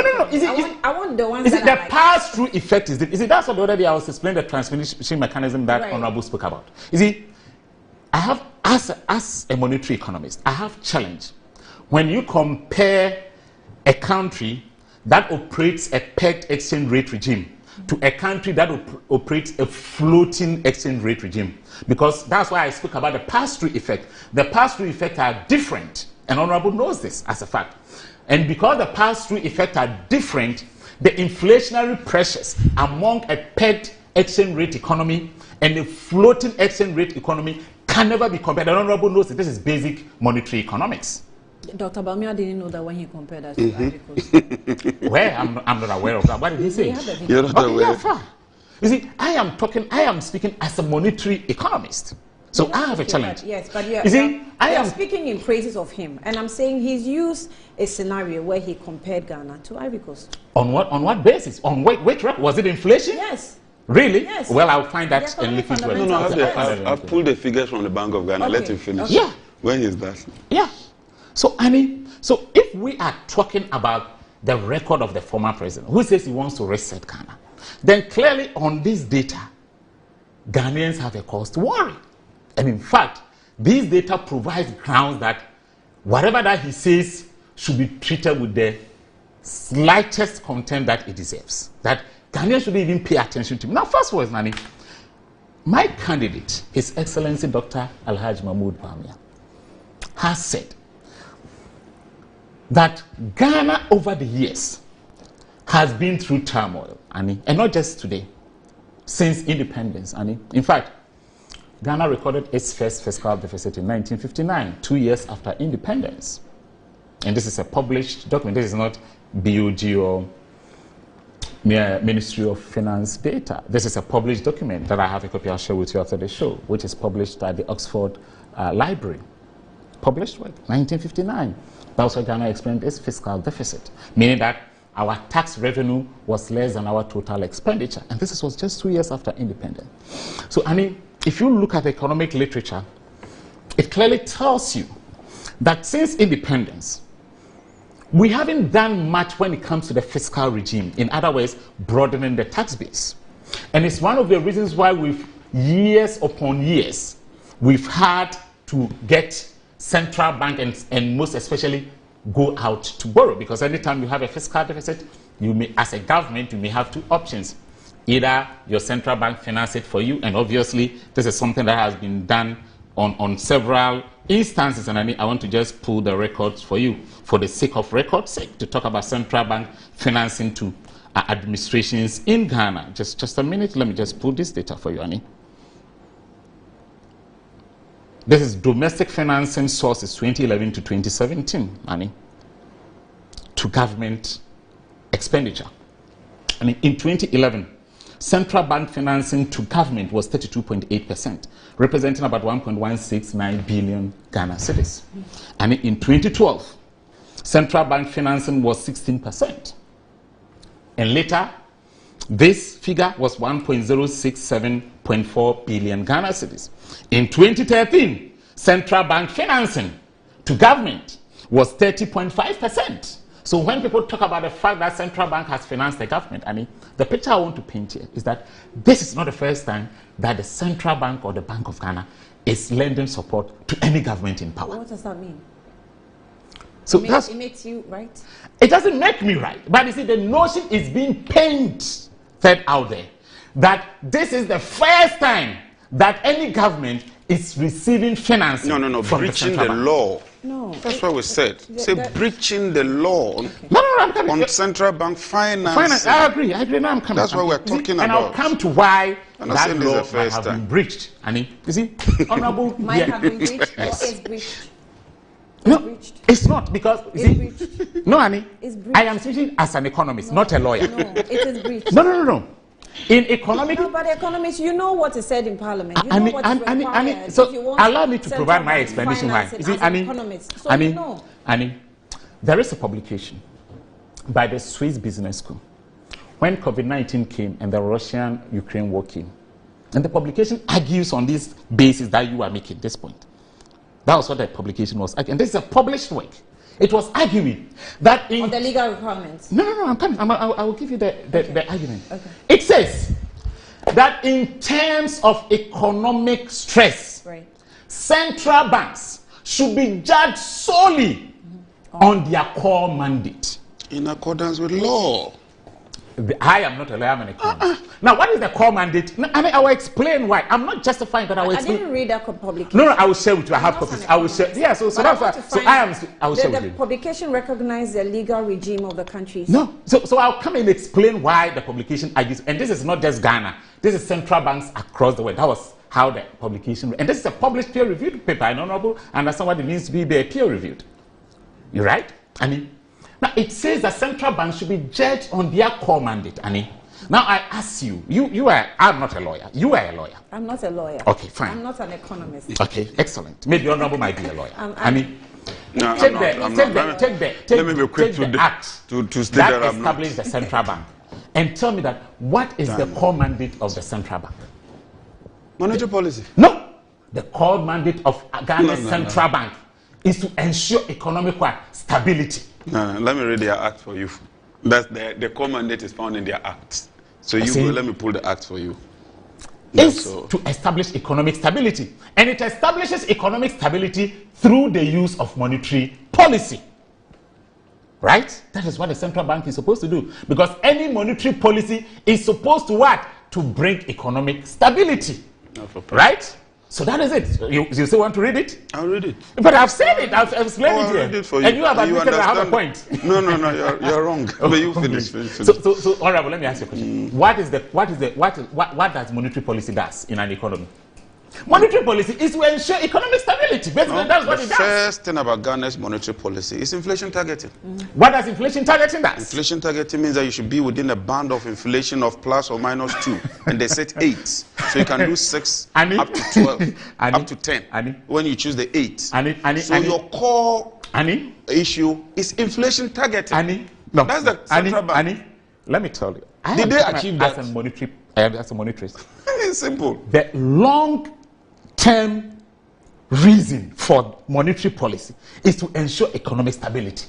Without economic stability, taking into consideration inflation. Of course, all economic variables. The question he's asking is, did we achieve that target? That is why I spoke about the objective of the central bank. Mechanism. Objective of the central bank. That's why I spoke about the transmission mechanism. One, first, the primary objective of the bank is to maintain stability in the general level of prices. But that is what I'm talking about. It's economic stability. So did we achieve that? Honorable. Have we been able to achieve that? Have they achieved that? No, I'm coming. I'm making a point. In terms of, you see, my point I mentioned is that the central bank financing. That was why I brought this issue in. So, and if you read the paper, it argues that in terms of economic stress, central banks should solely be measured based on what? Their core mandate. And when the government wanted to pass e-levy, and there was reasons why government wanted to pass e-levy, which was unpopular anyway, and I agree in all equal measure. I share with I will like to say honorable. Yeah, I share in the pain of many Ghanaians, including my own self, Annie. You see, we know how our parliament operates. So you have an economy which is on the edge. Annie, any rational economist will do the right thing. Will do the right thing? Yeah, by saving the economy first. Okay. And not necessarily the recourse of maybe a law. And I agree. I'm not saying it is the best, But what I'm saying that as an economist and a monetary economist for that matter, if you see that your economy is on the edge, you're surprising me. I mean, you may be forced. Surprised. No, I agree with you when it. No, I mean, politics eat into. No. You see, the things you are propounding here. I'm sitting and I'm saying, hey. I am not eroding that fact, Annie. That is why I first made the argument based on a published paper. And I can yes, but what you are saying contradicts that published paper. What did the paper say? That you run a deficit of 16%. You read the paper. I'm not that you print 54 billion into the economy. You don't know the quantity theory of money. Honorable. What's the way from this? You see, people are watching us. You can do a bit of politics, but you allow. Anyway, I'm surprised. I'll let you come Honorable. I've sat here and this argument has been raised. This argument that Honorable is making is synonymous to saying that correlation is causation. That is what the Honorable is saying here. That in econometrics, what the argument Honorable is putting up here. That is wrong. You don't say that because there's a correlation, there's causation. Yes. So then let me explain. So I know what you need to do to determine cause and effect. So then let me explain it. That's not what I'm saying. Because if you say, because I can tell, and I heard you saying, I don't know if Honorable you've run any economic model. And the data supports it. Which model did you use? Which model did you use to run? Any good model you use. Such as Honorable. Such as example. Is it a GMM? Is it a panel threshold model? What model did you use? Hold on. Yeah, please tell me. I'm interested to know. I've used GMM. I've used quantile regression. I've used instrumental variable two-stage least square. I've used fixed effect, random effect, and advanced state. No. Fixed effect and random are not advanced like GMM. Hold on. So I want to ask. I asked him a question. Yes, he said he uses GMM. So I want to ask him. Yes. So was persistence effect established in your model? Why not? Was it established? Why wasn't it established? Why not? It was established in your model. I would love to see your results. I'll share with you. Yeah, I would love to see your results. And I would love to see Honorable. I would love to see the instrumental variables that you use. I would love to see the AR. I would love to see them. Yes, I would love to see them. Yes, I would love to see them. AR1, AR2. Yes, but this I would love is to see them. Class. We will deal with that. Yeah, we'll deal with that. Yes. So the problem that I'm having with that argument is that, Annie, I've spoken about inflationary rate within that period of several advanced economies. And I have spoken, look, there's a report here. I was trying to open it here. Now? I don't really, so what are you landing on? That what? No, the point I am making, that if you say the fact that printing of money might have caused inflation. I didn't say it caused. No. And the IMF has confirmed that. Bank of Ghana itself, in its monetary policy document, says that inflation heightened on account of money that they themselves. The problem I have is, it could have been one of the factors, but it is not the factor. The publication you read, yes. Did they have any limits? Did it say the Bank of Ghana can just go beyond? Excellent. I mean, you've asked me a beautiful question. I mean, my current research paper that I'm writing, and I love it when Robo said he does these things. That's why I posed that question. My current research paper that I'm writing is on monetary policy, climate regimes, and income.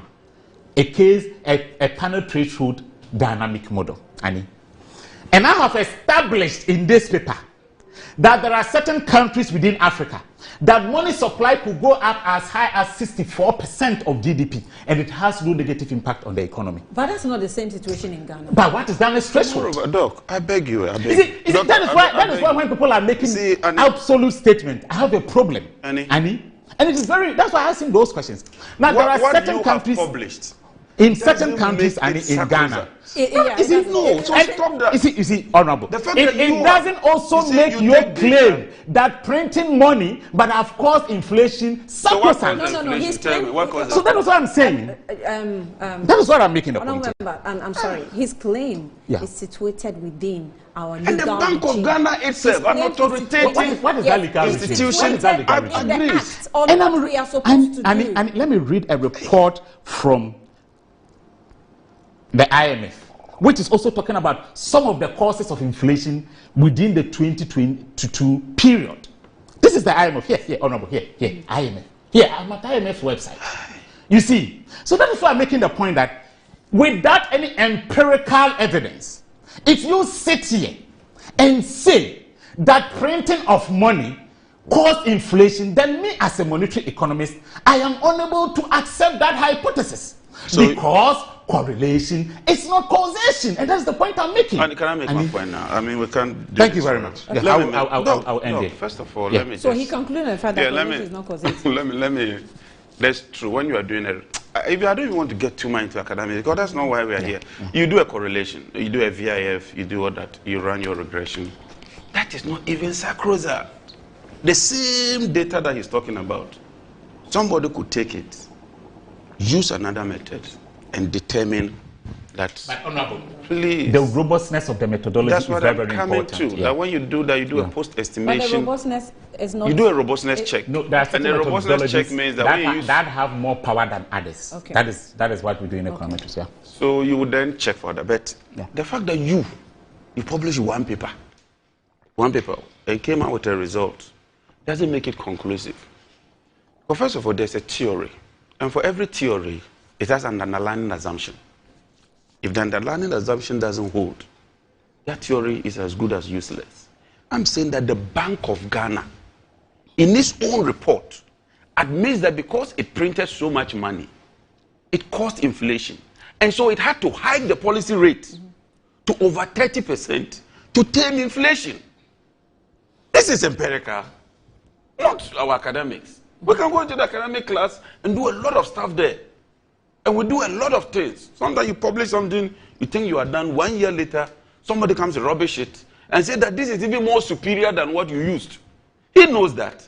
So that I'm saying Bank of Ghana admits that because it pumped 52 billion into the economy, it caused inflation. And the theory behind that is the quantity theory of money as propounded by Freeman and Schwartz. And that is a fact.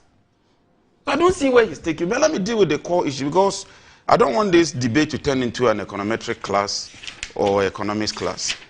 One, GDP growth. When we are comparing issues, we compare apples with apples. Is that not it? We've had 8 years.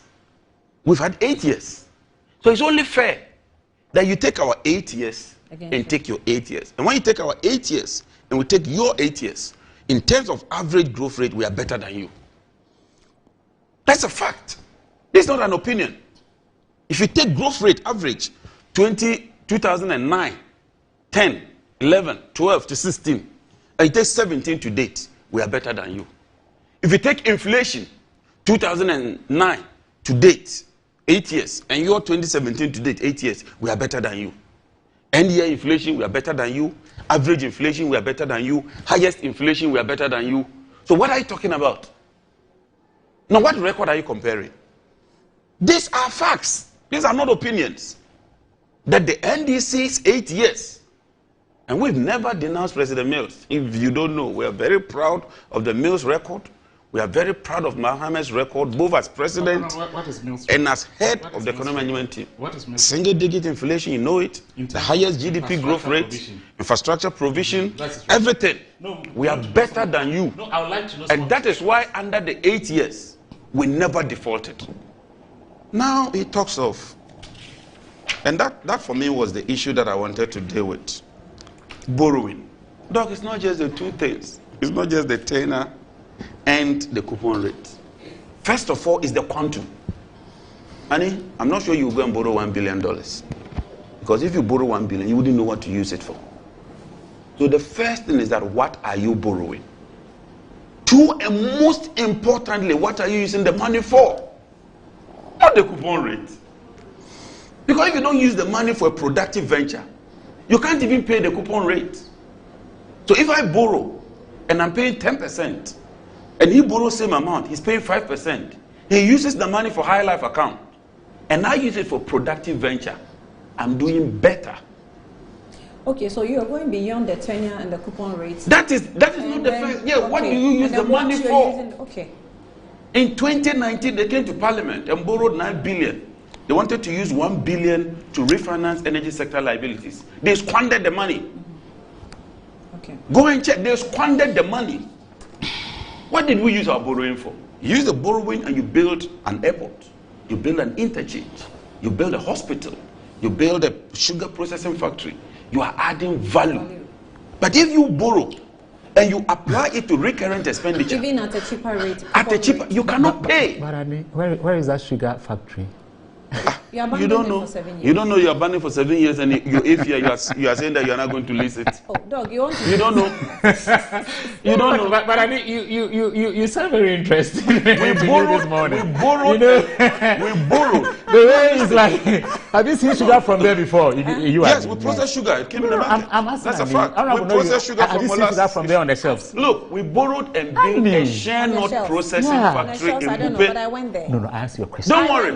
Don't even worry. Have you seen sugar on the shelf? Let's deal with the key issue. Honey, but I saw it out of our borrowing. You were saying we should be very frank here. Be me, and be me this morning. Don't get distracted. Have you seen it on the shelf before? How will you see it when you've crashed it down?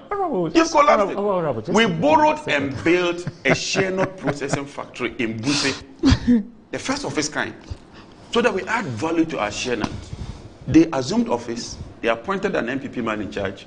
He took 5 million. Squandered the money and ran down the Channel factory. So, Doc, it's not just about the tenor and the coupon rate. What you use the money for, so that it can pay back. It's there. In fact, I have that is very, very important. I have all the details of and what I'm telling you that when you borrow the money, 1 billion that was supposed to go into the energy sector, they squandered the money. I just wanted to make it cannot be accounted for. So that is very, very important. And if you look at the borrowing and its uses, and I get the returns as an MP, they use almost all the money for recurrent expenditure. The Eurobond money, they used all for recurrent expenditure. Tell me one major monumental project that this 11 billion was used for, which can repay the money. Now the tenor, they even moved us into what you call a deep discount bond or a zero coupon bond. So they borrow, say, 700 million and say that in 30 years we'll pay 1 million. The differential of the 300 million is the coupon rate, but they won't pay it today. They want President Mahama to come and pay. But you see, the bottom line, you had a good duration, you had a good coupon rate, you had everything good. Why did you default? That is the key issue. Because the whole issue is that you want to be credit worthy. And I tell you, where these guys have taken us to, it will take years. Because nobody wants to lend money to you. I prefer a country that can borrow at 10% to a country that has a potential of borrowing at 8%, but nobody wants to lend money to that country. That is where we find ourselves in the corner economic quagmire. Debt to GDP, just to wind up. No, you yourself, I'm using your figures. Yeah. That 2013, it was 50%. No, I did not say it was 50%. It was what? I say it was somewhere around 50%. Okay, somewhere around 50. What is that? Let's agree. No, I mean, I have the data here. No, I can put the data here. No, but we have 2015, we have the data, so just refer to Yeah. So let me give you the data. Let me give you the data. Let me give you the data. In 2012, the actual data. No, it's somewhere in this approximation. In fact, I have the data. I have all the figures. No problem. Let's agree. Let's agree to the point. The point. So 2015, what's the data you have? No, wait. You see, the point I was making. No, that's a direct question. No, I answer it. No, I'm going to answer it. You see, Honorable, maybe. You're taking my answer it. But you took some of Honorable, you took some of my time to explain how loud. You see, the point I was making was that if you take the man who says he wants to reset Ghana, that's what Honorable you spoke about comparing apples to oranges. I was much particular interest, my interest was in that person who has been president before. So you're comparing your 8 years with his 4 years? No. You can't do that. Honorable. No, you see, Honorable. No, you can't do you see, it. for me, I am an economist. You see, so I'm not coming. So let me quote the figures here. I'm quoting the real figures. In fact, Honorable, let me help you. So I will even help you. You see, in 2012, the debt to GDP ratio was actually 48% in 2012, and the dollar equivalent was 19.15 billion. GDP. Yeah, in 2012. So now I come into that. So this was before. You see, Honorable, because we're using my argument. Let me clear this, please. I gave you some time. You see, so the point I am making is, this was when the man who says he wants to reset Ghana had not become president. Now, fast forward, when he became president in 2013. It now goes to 56% in 2013. No, and no, this is with that every-based economy. 56. No, 2013 figure that I'm quoting. I told you that 2012 was 48. Now, I want viewers to appreciate that point. So, Exactly. I understand. Can I build my point? Yeah, so make your point. So, the point is simple. Yeah. When we say your debt as a percentage of GDP, it means that you take the whole GDP, you take the debt, and put the debt on the GDP to see whether the GDP can carry the debt. There's nothing really wrong with borrowing.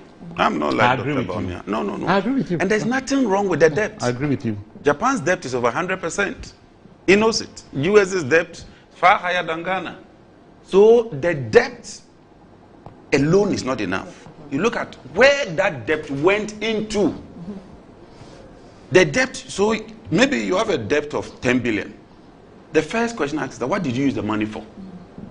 Such that you do what you call a debt sustainability analysis. Yeah, I agree with you. And a debt sustainability analysis looks at one, your tax as a percentage of debt servicing, i.e. the interest and the principal when it matures. When we were leaving office, the debt to GDP was 56%. The debt sustainability analysis was positive. Fast forward, you take office, you start borrowing, we caution you. Dr. Baumia says we don't read, he knows what he's about, and takes Ghana's GDP to 104 as a debt. So if you were to sell the whole Ghana, including us, when we talk of the value of a country, it includes everything of the country in terms of its final market price. Then you discount it to get a real GDP. We couldn't pay our debt. To an extent that we now held a forum and told the whole international community that we are broke. We can't even service the debt. And you tell me that yours is better. And I mean, everybody watching this program should be asking, what is wrong? You have defaulted. Your debt to GDP is above the roof. You've given people haircuts.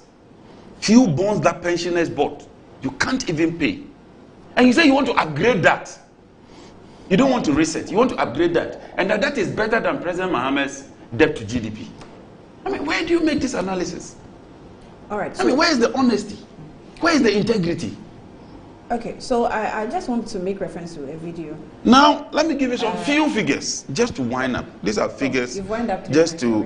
Doc, first of all, this one I'll share with you. Okay, please. I'll start with... This is... monetary policy stance. See, Annie, this is Sub-Saharan Africa. Ethiopia, 20%. South Africa, 4 points. Rwanda, 6. Kenya, 6. Mauritius, 6. Ghana, 23.2%. What is honorable? Since you want to share the data with me. 2024. No, I'm coming. Yeah, I'll forward it to you. I just need. This is the budget itself. Yeah. Okay. I need some clarification. Real GDP growth rates, and I can even quote the page for you. Are you sharing with me? I'll share with you. No. I want some clarity. No, I agree. I want some clarity. What is monetary policy rate for Egypt? No, this from the budget. It's here. Okay. I don't have Egypt. Egypt, I just checked online. Yeah. And your figure is even wrong. Because let me give you I spoke about inflation. Yeah, it's here. Yeah. Let me see. Yeah. I'll give you the Egypt figure. Egypt, someone is sharing with you. Egypt is 25.7. So I don't know where you got. Let me give you steers data. I work with steers in South Africa. I don't want. No, let me give you steers. I don't want to. Your assistant has given you false information. My approach is not to debate on these issues. My approach is to refer to authentic, verifiable data. That's what I'm saying. And I'm saying the budget as presented by no. I'm talking about the Egypt data. The Egypt data is wrong. Now, you know, you interjected me aloud. The Egypt data is wrong. I won't even argue. Egypt can be an outlier. Because the steers data says otherwise. It doesn't matter. No, it's gone. We shouldn't even debate on that because he gives a sub-Saharan African average. And a sub-Saharan African average means that he pulled all the sub-Saharan African countries to get the average. So you can have an outlier. Egypt could be very, very high. Actually. But that shouldn't be your yardstick. Yeah. Why do you want to use Egypt as your yardstick? You spoke about our peers. Yes, I'm giving you the Yeah, peers. but you cannot single out. No, if we are using the you average, said you are not an economist. You see, when you talk about your peers, I'm a street person. yeah, when you talk about your peers, it should be those within the top 10 brackets. Yes. Those are your peers. No, those are the people you compare Your to. peers are people that you are. But if we're using the sub-Saharan average, yes, you can't single out. No. So let me now real GDP growth rate 2023. Benin 5.5. Is here. As I quote, I can show it to you. Benin. This budget, no me. Yeah. Burkina Faso 4, Cote d'Ivoire 6, Guinea-Bissau 4, Mali 4, Niger 4, Senegal 4, Togo 4, Ghana 1.2. But what was our actual growth rate in 2023? It's here in the budget. I'm not saying. No, but honorable. This is honorable. I'm quoting the budget. You said actual growth rate. You see, now there is what we have provisional growth rate. So and there is the actual. Because our actual growth rate was more than 1.2%. This is budget. No, but honorable. Is it honorable? No, let me take you are the one saying we should do intellectual. Is it actual or provisional? No. By the time they are presenting this budget statement, yes, they don't have the actual. Okay, so it's the provisional. That's what they this data. It's a fact. And just check our growth rate in 2022. 2023. No, check it. No, I won't say. It's what? No, you check it. I mentioned because when it's what? It's more than 1.2%. What is it? I think we did a little over 2%. Right? Even 2%. Let's agree to 2. No, let's agree to 2. Look at what our peers did. 3.3, 5.2, 5.5, 4.4, 6.2, 4.4, 4.4, 4. Even Gambia 5.6. WAMS, and WAMS is the West African Monetary Zone.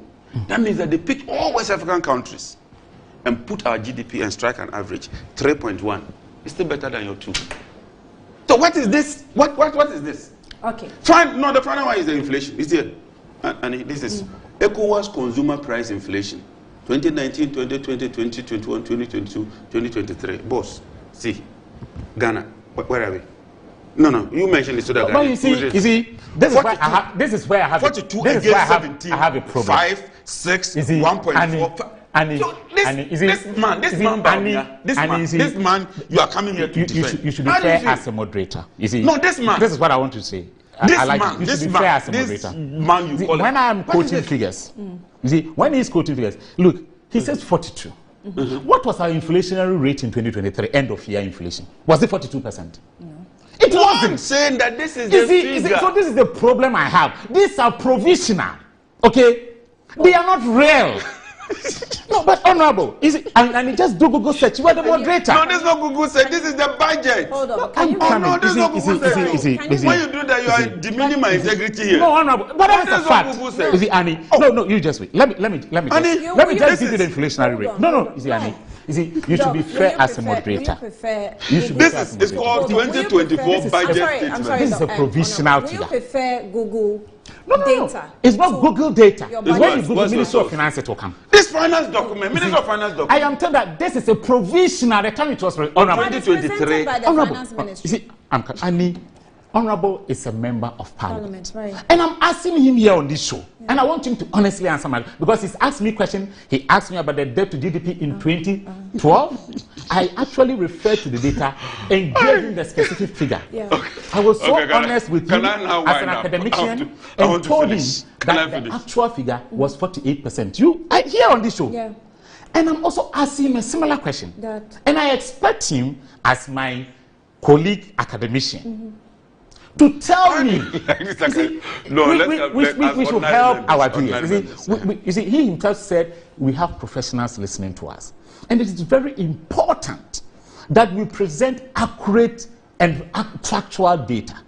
And I am asking him that this is a provisional. Yeah. He should provide actual data, the real, the end of year data to us, and see whether what he is quoting is what was achieved at the end of the year. That is all I'm saying. Because he challenged me, and I provided the figures for him here on your show. I get your point. As of December 2023, the inflation rate was about 23.2%. Actual. Worse than all our West African peers. But what figure did he quote in the provision? He said 42%. Yes, but that was at that time. At the time. You yourself, when I was talking about provision, you yourself was even doubting that statement. No, I'm saying you did. You told me that is what is presented in the budget. Okay. That's something to be a fair moderator. Okay. Are you getting it? No, be what Yes. okay. Thank you. Yeah. In conclusion, if he wants to make reference to the budget, is it wrong? Economically, is it wrong? It's wrong to make reference to provisional data. That is what I'm saying. Because I am speaking to real data. Because he has said that the provisional is 42%. Now, just now, when I threw the challenge to him, he has now admitted the actual rate is 23%. End of year. Haven't traveled through the year to the end of the year. It's giving you the actual data of 23%. Inflation. And it's okay. Let's move on. Let's move This one Let's gives move on. us.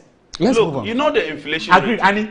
There's a you are right. You are both. Let's move on. So because I allowed him to quote budget, I'm being unfair. You allowed him to quote provisional rate. It's not provisional. It's okay. So hold on. Is he Annie, you are right. You are right. Let's establish. He was Can I come in? Hold on. So now you are in his mind. Hold on. You are now in his mind. No, but how do you know that? You claim you are not an economist. Hold on. No, Annie. You see, that's why she doesn't fair moderator. You are not. You are not in his mind. How do you know the purpose that he was quoting the provisional figure? He was quoting the budget. It's not even provisional.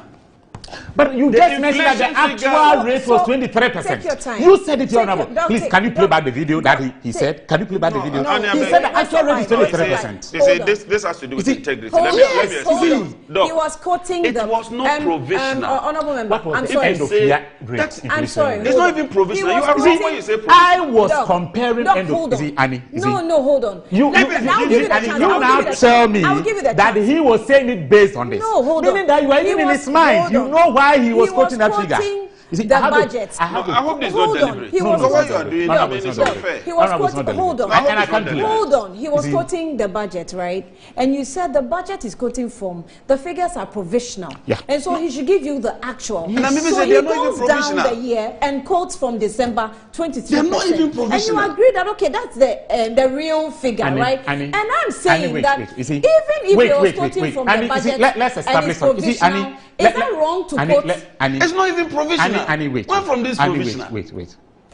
The inflationary rate that we have in Ghana, okay, and Honorable is an economist, so I would want to have this debate with him.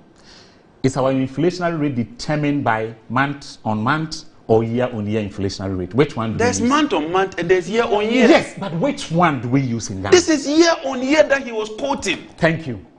So what is your case problem? closed? What is the point? No, it's okay. There's no point. Case closed. I don't understand. Yeah, you don't need to. It's fine.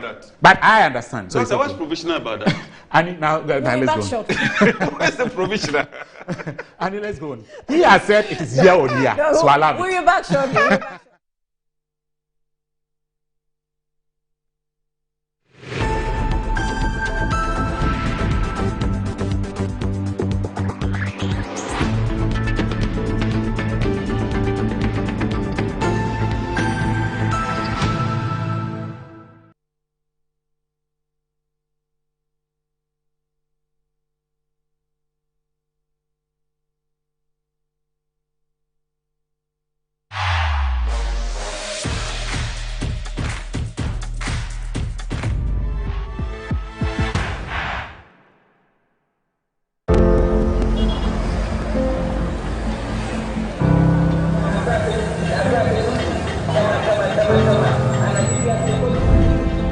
There's no feeling quite like wanting something. You see it when you close your eyes. You feel it against the hairs on your skin. You smell it mingled with the wind. You know it's yours, but you just can't seem to reach it. Until you can. Whatever the dream, we can make it happen. So get up, get started, and make we do our.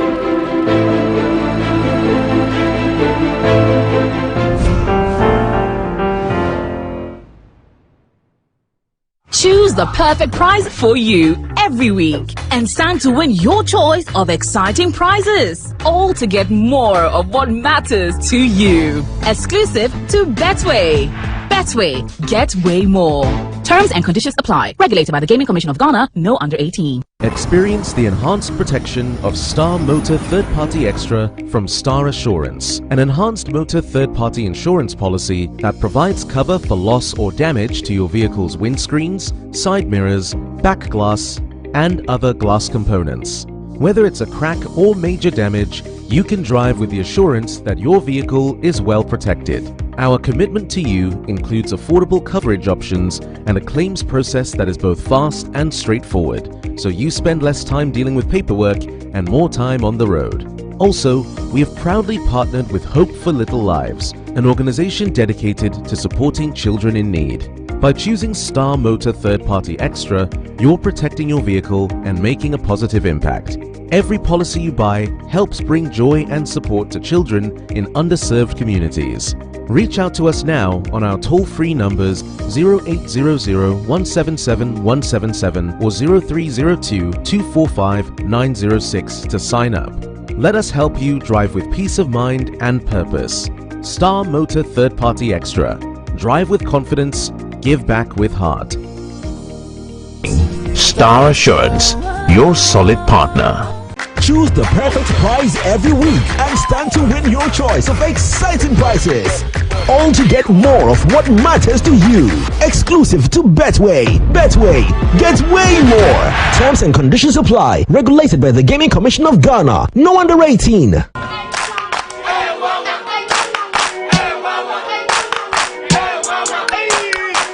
Cratchy, unemu bua unkoisha Dr. Ban uye denwa. Oh, Mr. Yamfani come and me buru. Ayi, mami go buru. Don't ya tell me ko bra. Mumi Yamfani ko Dr. Ban ho. Dr. Ban o ya de. Bra, se ban no mpemu adwuma sasabro sro Dr. Ban o ye. Say ni temi kwa na meka. Oh, no mpemu nimdi ono na ye expert nya zanfo no. O akra eni kumasi no mpemu expert yen kan kire.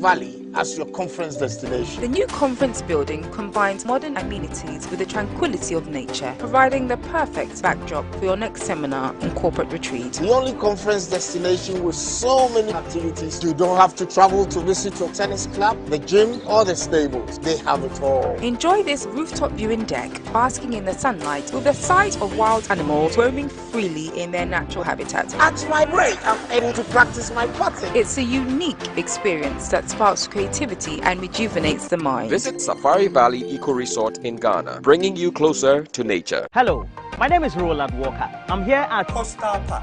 It's one of the many courts belonging to estate masters, and they are into service plots, property management, and luxury homes. And just in case you want to make that decision to invest into a landed property, estate masters is the right choice to make. If it is from an indenture, a site plan, you want it also barcoded, all is available. You might have heard about Chocoli. It's where we have the next cottage of estate masters.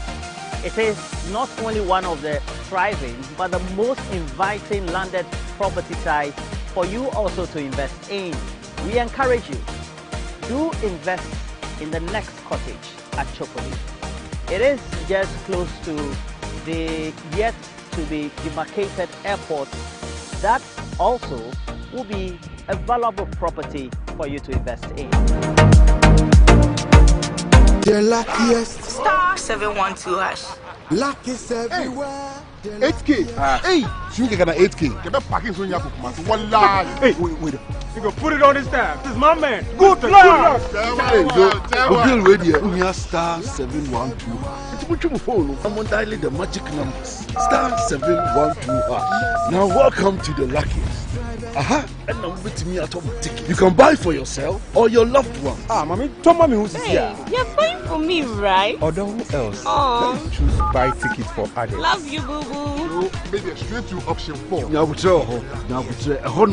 you need to buy tickets worth 50 Ghana to qualify. Yes, you can buy random or preferred tickets. I'm choosing random tickets. Listen, if you buy the random ticket, The system chooses a random number for you.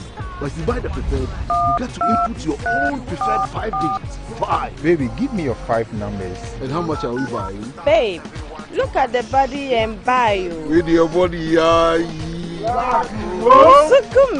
Hey, never. Tread cautiously. Now follow the prompts and confirm. Now the luckiest. The Luckiest is regulated by the NLA on the Caritas platform, not for persons below 18 years. TNCs apply.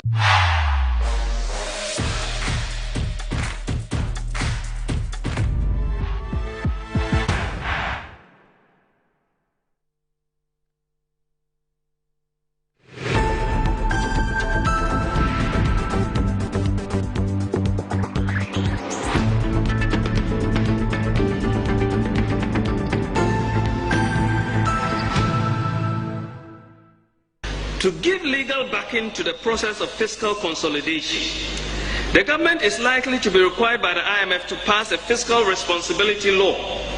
A fiscal responsibility law will require governments to declare and commit to a fiscal policy that can be monitored. It includes rules and provisions for transparency and sanctions.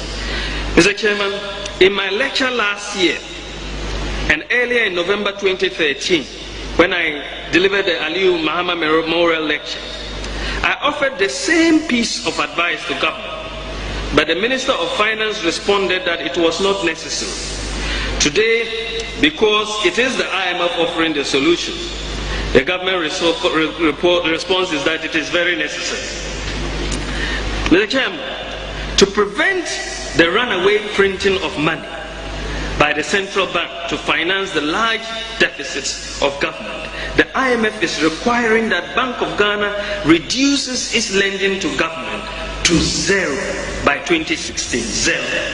This means that in 2016, Bank of Ghana would not be allowed to lend even a peso to the government. During my lecture last year, I offered similar advice. I cautioned that the printing of money was too much. The bank responded that it wasn't the case. But today the IMF is offering the same solution, and they agree with it. Bless you. As the IMF has stated, government would be required to remove all subsidies on utilities and petroleum products. This will require, obviously, will cause a lot of hardships. The removal of subsidies will also mean a strict implementation of the automatic price adjustment formula for utilities.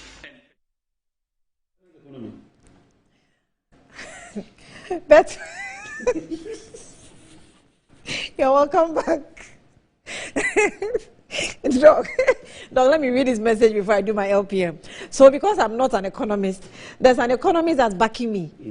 Listen, he says, I'm not going to mention his name, you know him, but I won't mention his name. He says, you are not an economist, but you're the one interviewing them. It is inappropriate to tell you that you're not an economist. Don't be intimidated. But I've not intimidated you. And Prof. To your cherished viewer. And Prof, I'm not intimidated. I have not for a second. I mean. I have not intimidated my own Annie. What I said was that Annie said that she's not a lawyer, she's not an economist. Yes. And Annie was making an inference from a statement that Honorable Jinapo, like an economist, has made. Like a typical economist would do. And I am saying that, but I need... You should rather be encouraging her. Oh. Can you imagine? Somebody who is not an economist. And is understanding the economist. And I'm saying that, I mean... He said, no, you're not an economist. Don't speak about it. Honorable, please don't do that. And I'm saying that, I mean, the man who made the claim is right here. He has not left his chair. If he wasn't here, then you say, oh, maybe he was saying it in this regard. But he's rightly seated by my right-hand side. So why don't you make him explain the statement? But you become an Ochiame. Why can't I explain? Oh, then you better sit here and then we no, that's been because this one here. That's been worse. Because this is coming from my opponent. Okay. Yeah. So Betway Cash Out says Isoko, and our enhanced early partial and auto cash out features lets you cash out your early and your bets out early, cash out a portion of your ongoing bets, or even set your bets to cash out automatically. All this to give you way more control over every thrilling bet you place. Sign up today at betway.com.gh. Terms and conditions apply. Regulated by the Gaming Commission, not for persons under 18. Betway gets way more. Blue Jeans energy drink says that it has been on the market for 20 years, and you already know what it does for the body. It contains vitamins like vitamin B2, B3, B6, B12, as well as taurine and guarana, which are known to boost your strength and energy, as well as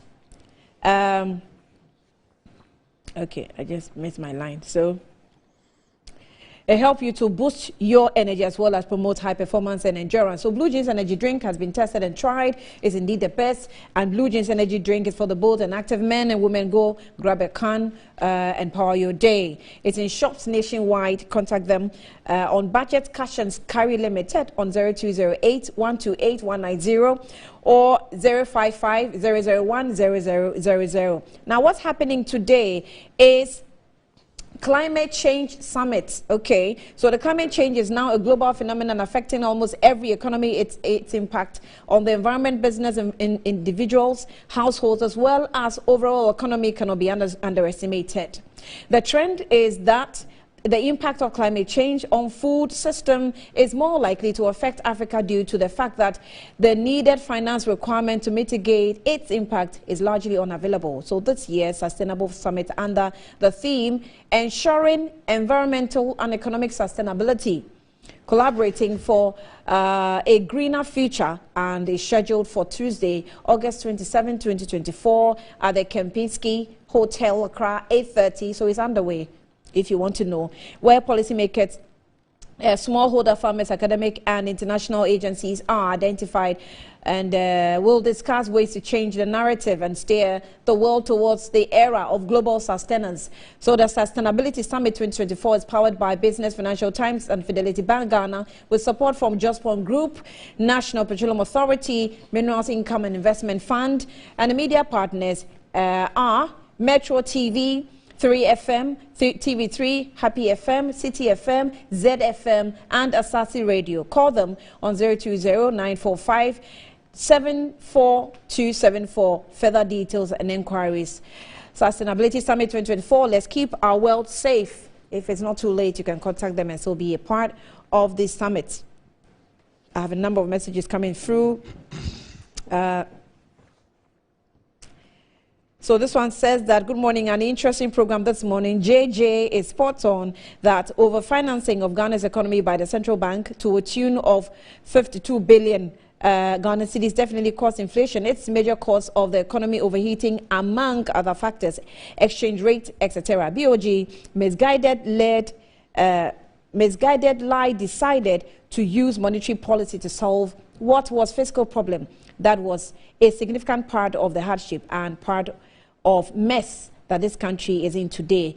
And is Dr. Bano disagreeing to this assertion? He is throwing economic jargons around, and most of the economic terms are being incorrectly used in the wrong context.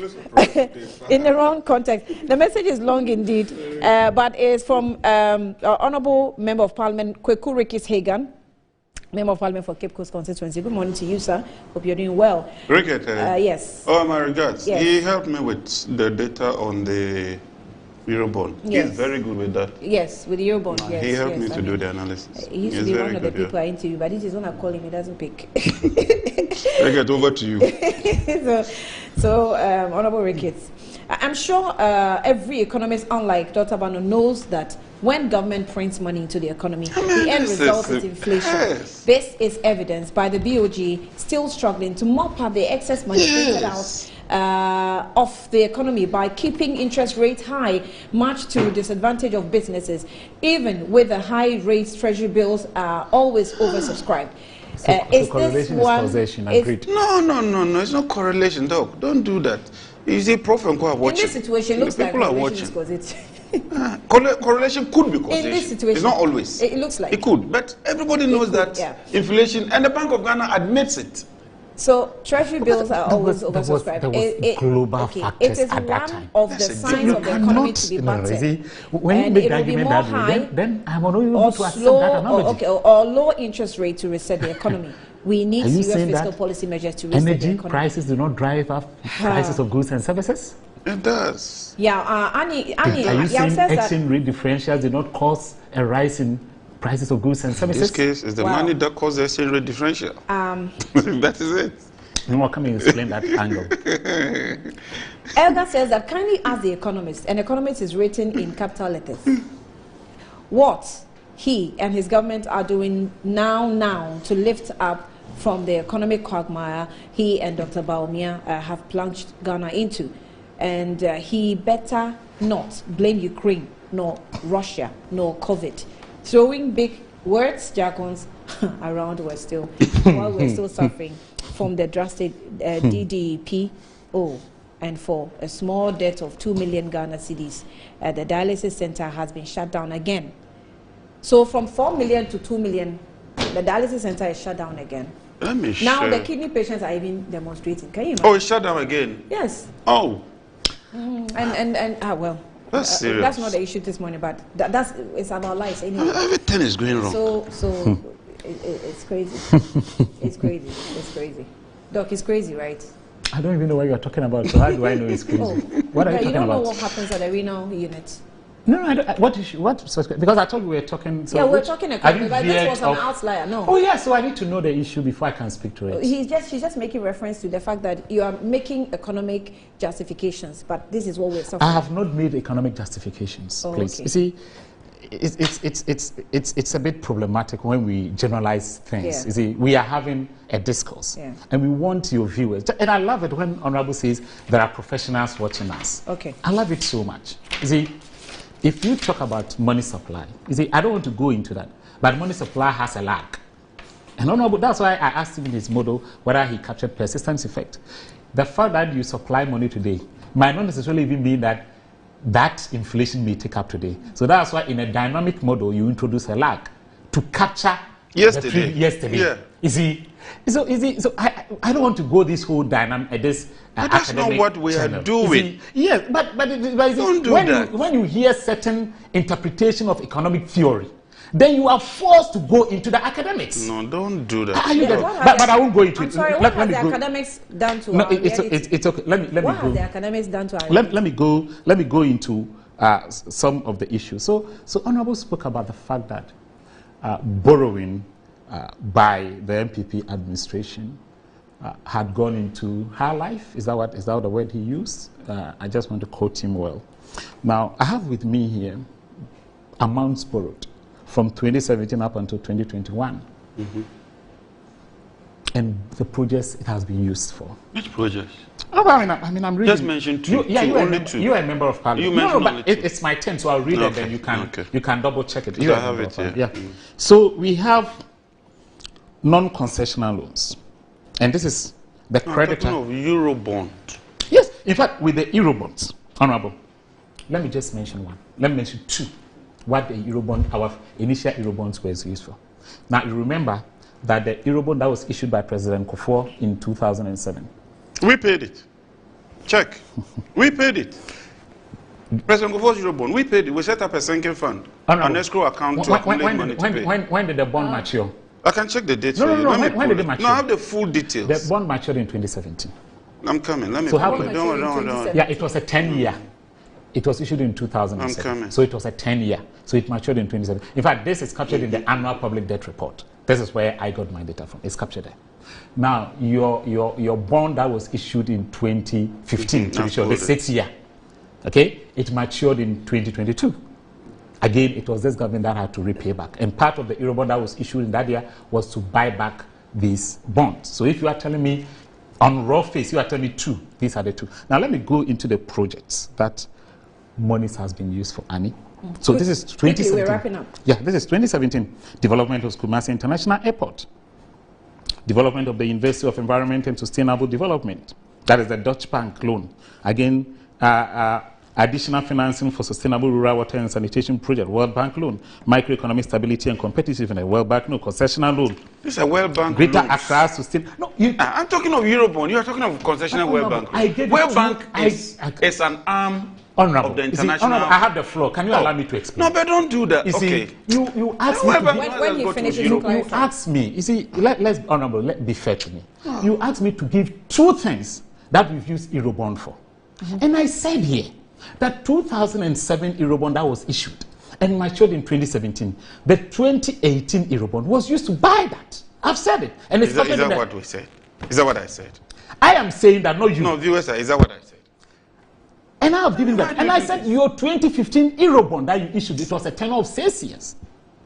It matured in 2021. In 2022, we issued an Eurobond. This is captured by the annual public debt report. And I urge you to go into the annual public debt report. I have it here, I've read it. Yes. I don't come and sit here like that. Yes, so this is what I'm read all these things. So the two instances I've given you. And I'm giving projects that we have done.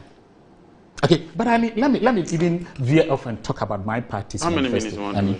Just a few minutes. Dr. Mahmoud Bamia is saying that you cannot be doing the same old things and expect new results. And for that matter, when given the mandate by Ghanaians, he intends to implement a new tax system. So he talks about a flat rate tax regime. And I love it because there are empirical evidences that abound. And he cites the case of Estonia. What does that mean? If you can just explain to viewers in just 30 seconds, what does a flat rate tax regime mean? Thank you. I'll explain because it. that suggestions, our policies seem to have confused so that is a proportional tax rate. So it's a proportional tax rate. So everybody's running away from that. A professional tax proportional rate. Tax rate. Proportional, yeah, tax rate. So it's a tax rate that you know that at the end of the month, I'm paying a fixed rate of maybe 10%. In fact, in Estonia currently, it is 20%. That is what they have in Estonia. You see? Okay, that is Estonia. No, but that is Estonia. That is the rate that they charge. So what rate are you going to charge?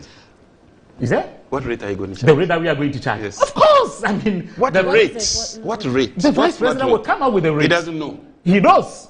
He will announce it. This man. He knows and he's going to announce it. It's a problem for Ghana. You see? I'm telling you. And you see, the problem is with. I don't think he should know it by now. The rate. He knows the economy. Yes, he knows it. He's been the head of the economic management team. He knows the economy so well that by now he should have projected. He should tell us the flat rate. What he can actually, of course, that's what I'm saying. Flat rate. That's what I'm saying. That in Estonia it's 20%. And so in my mind, honorable, allow me. In my mind, and I have absolute clarity that we will not go beyond what Estonia has done. That is the best 20%. practice. We will not go. We may even do far below what Estonia has done. And how do you feel about the revenue? Yeah, I mean, so excellent question. Excellent question. So how do you feel in the revenue? So this is where the NPP has superior ideas when it comes to the NDC. Look at them. You see, so I'm answering the question.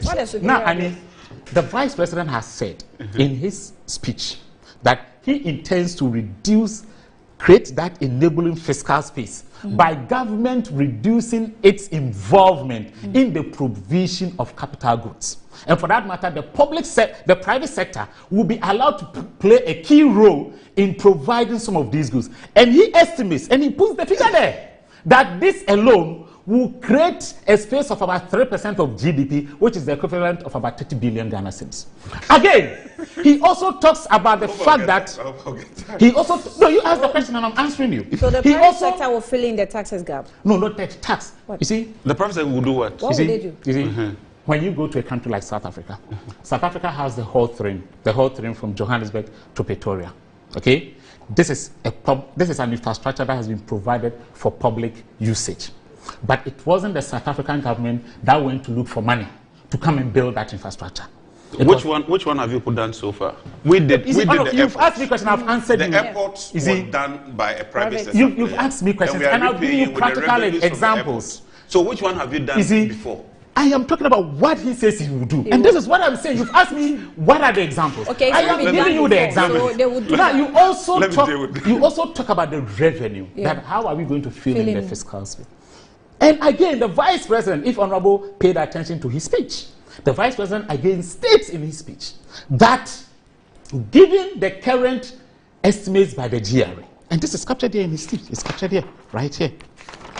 It's captured right here. that given the current estimate by the GRA, here it is, estimate by the Ghana Revenue Authority, estimates that if we can broaden the tax base by about 13% of GDP. If we can. Yes. What if we can? And through digitalization, we can do it. But why are we building our, projection policies on if clauses? You see, through digitalization, we can do this. And that's why I've said through digitalization, we can do this, and we've done it. Through formalization of the informal sector. Okay. That alone could give us about 150 billion Ghana cedis. Good. Yes. Good. Because we've not realized that money, so as an economist, I would say would give us. So I have to say it that way. Yeah, but if you're sure of what digitalization will do, you are able to project. But that is the projection I'm giving you here, Annie, that it will give us 150. You wanted figures. The two of you wanted figures. The two of us. Yes. And I have given you figures here. He can't take all our that time. 150 billion Ghana cedis. So if Honorable asks me how we are going to fill in that fiscal space, this is how the Vice President, Dr. Alhaji Mahmoud Mambia, intends to fill in that fiscal space. All right. Look, this is a Vice President who came and told us that he was instituting a 50% benchmark value at the port. Do you remember? You remember? Yes. Yes, and we told him that, look, it was going to create problems. He told us that we don't read. And that when you reduce that, it will rather double the revenues. 2 years down the lane, Baumia, this same Vice President, comes to reverse it and tell us that he didn't meet his targets.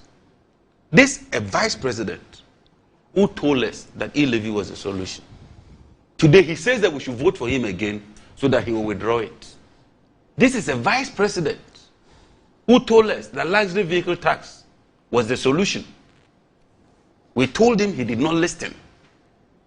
A year down the lane, he came to withdraw it. Today this same person is saying that he will do a flat rate. When we ask percentage, they say they don't know. They will do about 20%. Tax base, digitalization. Haven't you heard this before? Is that not what he told us when we were in opposition? No, let's be frank, Ghanaians. Is that not what the Vice President told us? That digitalization will solve the problem. This is the same man who said we don't even need to borrow. This man, he told us that when they come to office, they won't borrow. All they will do is to toll the roads. And that they will use the private sector to develop the economy. Look, this is a national program, so I don't want to use certain words. Clearly, look at where we find ourselves. No, look at where we find ourselves under this same man as the head of the economic management team. He heads the government economy. He's the primus inter pares. He heads. And today he's telling us stories. Can you imagine? This same government. But hasn't Kamala this same government policies, but not policy inconsistencies. Honorable. That's the difference between Kamala and Dr. Baumia. So can we go Dr. through Kamala's Baumia economic policy? And Kamala are not the same. Is it in line with that of Joe Biden? Kamala with Dr. Baumia. We beg you. Is it in line with that of Joe Biden? I mean, every leader has his vision. But the vision should be anchored on honesty. The opportunity to lead the NDC, yes, your vision will be different from President. But I wouldn't lie. President John Dramani Mahama. Yeah, but I wouldn't lie because every individual I will not come and sit here and say that I support e-levy. When my opponent says he was scrapping, then I quickly come and say, oh, I will also scrap e-levy. Then they say, you are the head of the economic management team. You have a statement from the Vice President saying categorically that he supports e-levy. Yes, here. The Vice President himself. His spokesperson. Oh, come on. His spokesperson was here. You say the Vice President said. That's his spokesperson. Oh, come on, Dr. Baku said the Vice President agrees. Honorable. I know what he says. Do you have him on record saying that he supports the e-levy? Please, this will not happen. Let me move on. I beg. Yeah, but you asked me a question. You asked me to give examples. The spokesperson speaks for the Vice President. Because we're having intellectual discussion. You like intellectual discussion? Yes. the Vice President on record. I'm saying this. So the Vice President did not say that. He speaks for the Vice President. So the spokesperson no longer speaks for the Vice President. No. You see, you said the Vice President said. You should have said his spokesperson said. Has the Vice President told you he is against e-levy? The Vice President on any occasion hasn't said he's for e-levy. That I know for a fact. Against. And I'm saying he has never said he's for e-levy. Okay. The Vice President, through his spokesperson, told us that he supports e-levy. Okay. And that e-levy was a game changer. Okay. E-levy was a panacea to Ghana's problems. Okay. So lawyer It's proven is actually to be a disaster. adding to your comment that $250 million was left in the sinking fund. Oh yes, that's a fact. To pay off the bond. To pay off Kufuor's debt. Yes. Oh, the records are there. That's why I told him I read this document. We established a sinking fund, or what you call an escrow, so that you deposit money. When the facility is due, then you repay it. And that's a fact. Even ESLA, we left 236 billion. In the stabilization fund, we left 200 and something million. So $1. So when COVID struck, President Akufo-Addo took 200 million, the equivalent of 1.2 billion at that time, from President Mohamed's buffers. Petroleum revenues, we've gotten about 10 billion. They have gotten about 60% or 70% of that money. Energy sector levies is giving them 40 billion so far. This is the luckiest government ever in the history of government. And yet the worst government in terms of record. And you have this man, all of a sudden says that he's departing from what he has supported all this while. He supported e-levy. He was in parliament when they read the luxury vehicle tax. You know that? He was there, he sat there with finance minister, came and supported him. And all of a sudden, because election is due, he's trying to distance himself from what he stood for. This level of policy inconsistency, this level of duplicity, this 10 codes would never be trusted to be president. And I tell you, look, this election is about sending a message to politicians that your deceptive politics, this attempt to hoodwink people and use all kinds of jargons will not work this time. Let this incompetent, disastrous MPP government go back into opposition. Next time they have the mandate of the people, they will take the people of Ghana serious. This your utopian, fallacious policies, it won't work anywhere. You know the issue of the flat rate and the cascading rate.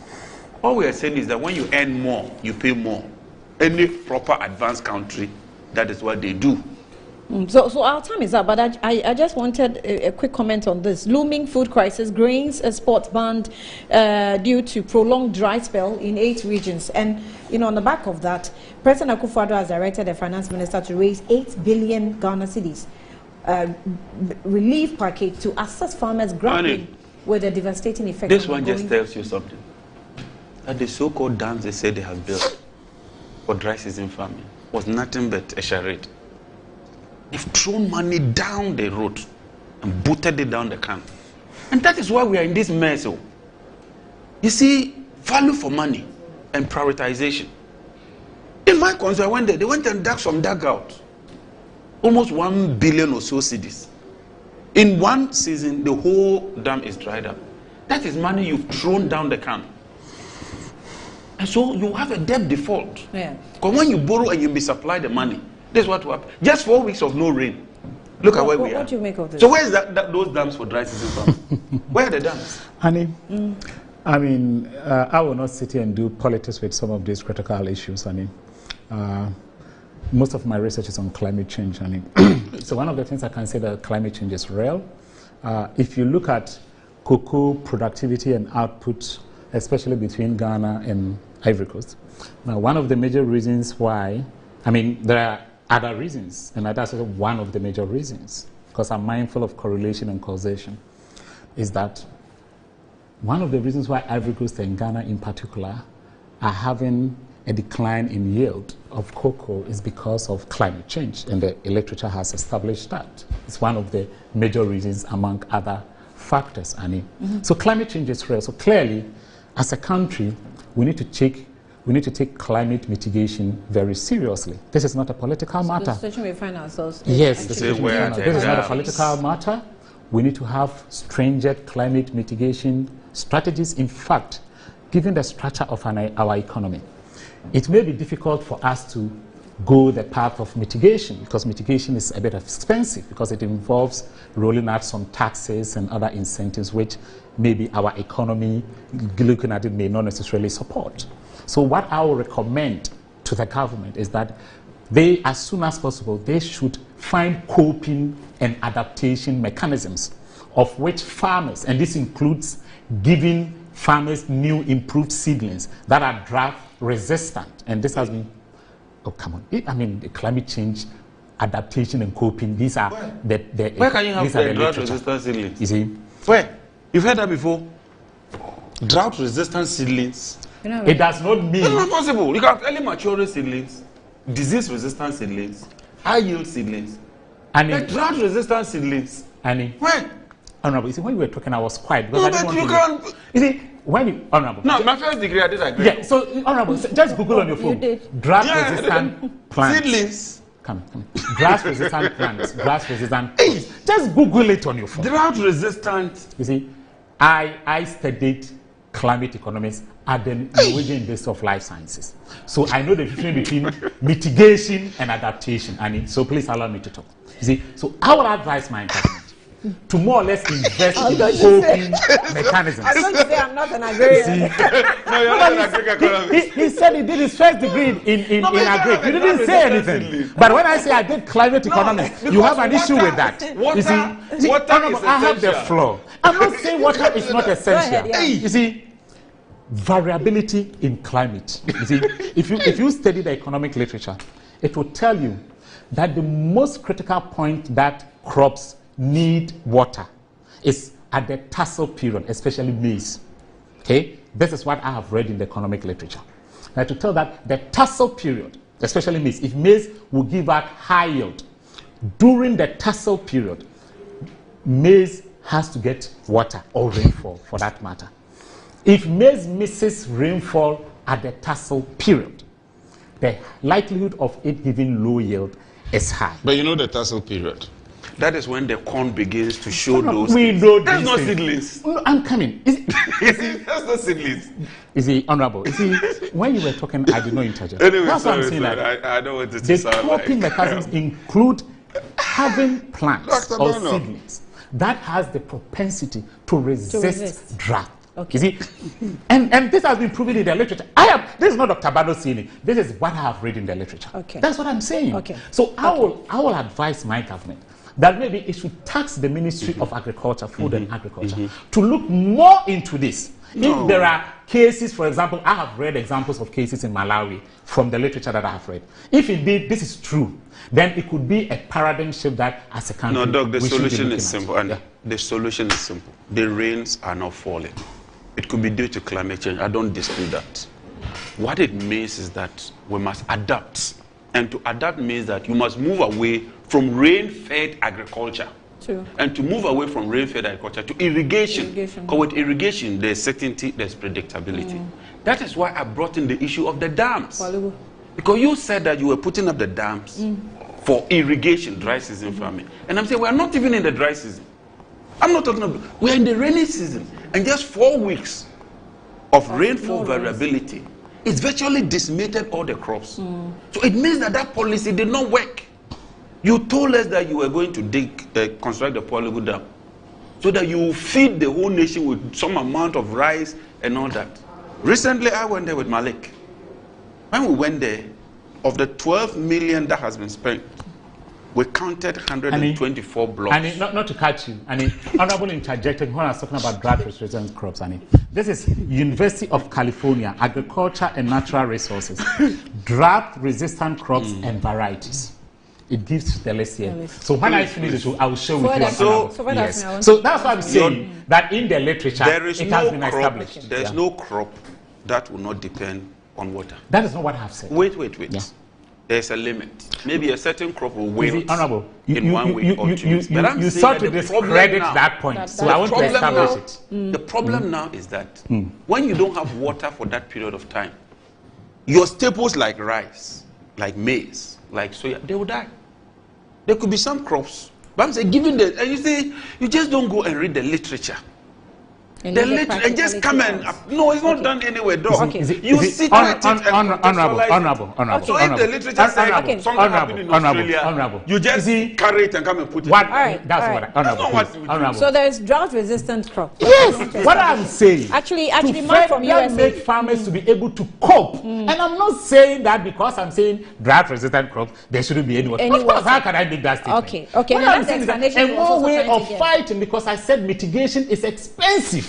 So yes, there's drought-resistant seedlings which are developed through plant breeding and genetic engineering to thrive the water-scarce conditions. But he said there's nothing like that. These seedlings no, you didn't get me. Traits such as I'm saying the problem we are having. I understand that one. The solution is not drought-resistant. Okay, so that's coming from Mark from USA. But Mark, my time is up. I can't read the whole thing. Who said that text? Mark from USA. So he agrees with me. He's watching because I am a reviewer and I've reviewed a lot of papers on this. That the problem we have now. I agree. Is that we're putting the wrong mechanism. No. It's not the true. solution is that we should move away from rain-fed economy. Yes. To irrigation. That cannot also be the sole solution. That cannot be the wholesale solution. But the final point in addition to that, there should be the what this one does. And Doc, you might be a policy person. What this does is that the dams that we claimed we had constructed to ensure that we have all-season farming has failed. That is for me the anchor. That's the whole thing. Okay. That it has failed. Thank you, gentlemen. We've actually with Trent.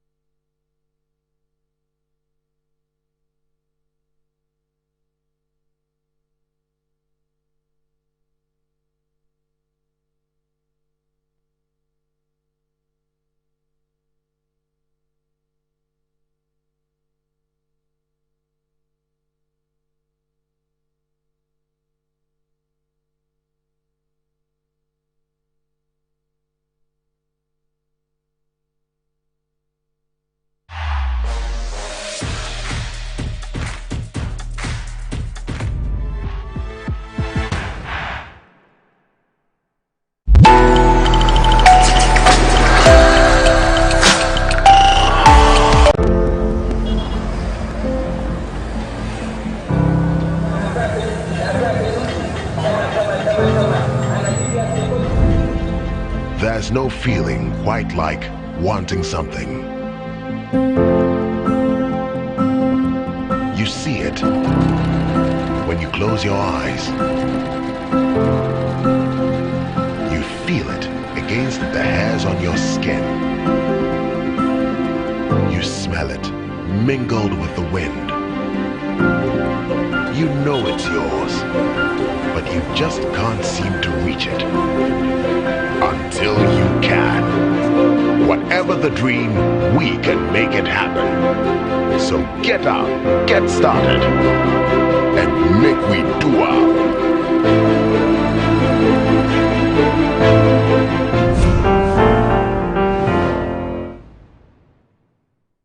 Choose the perfect prize every week and stand to win your choice of exciting prizes.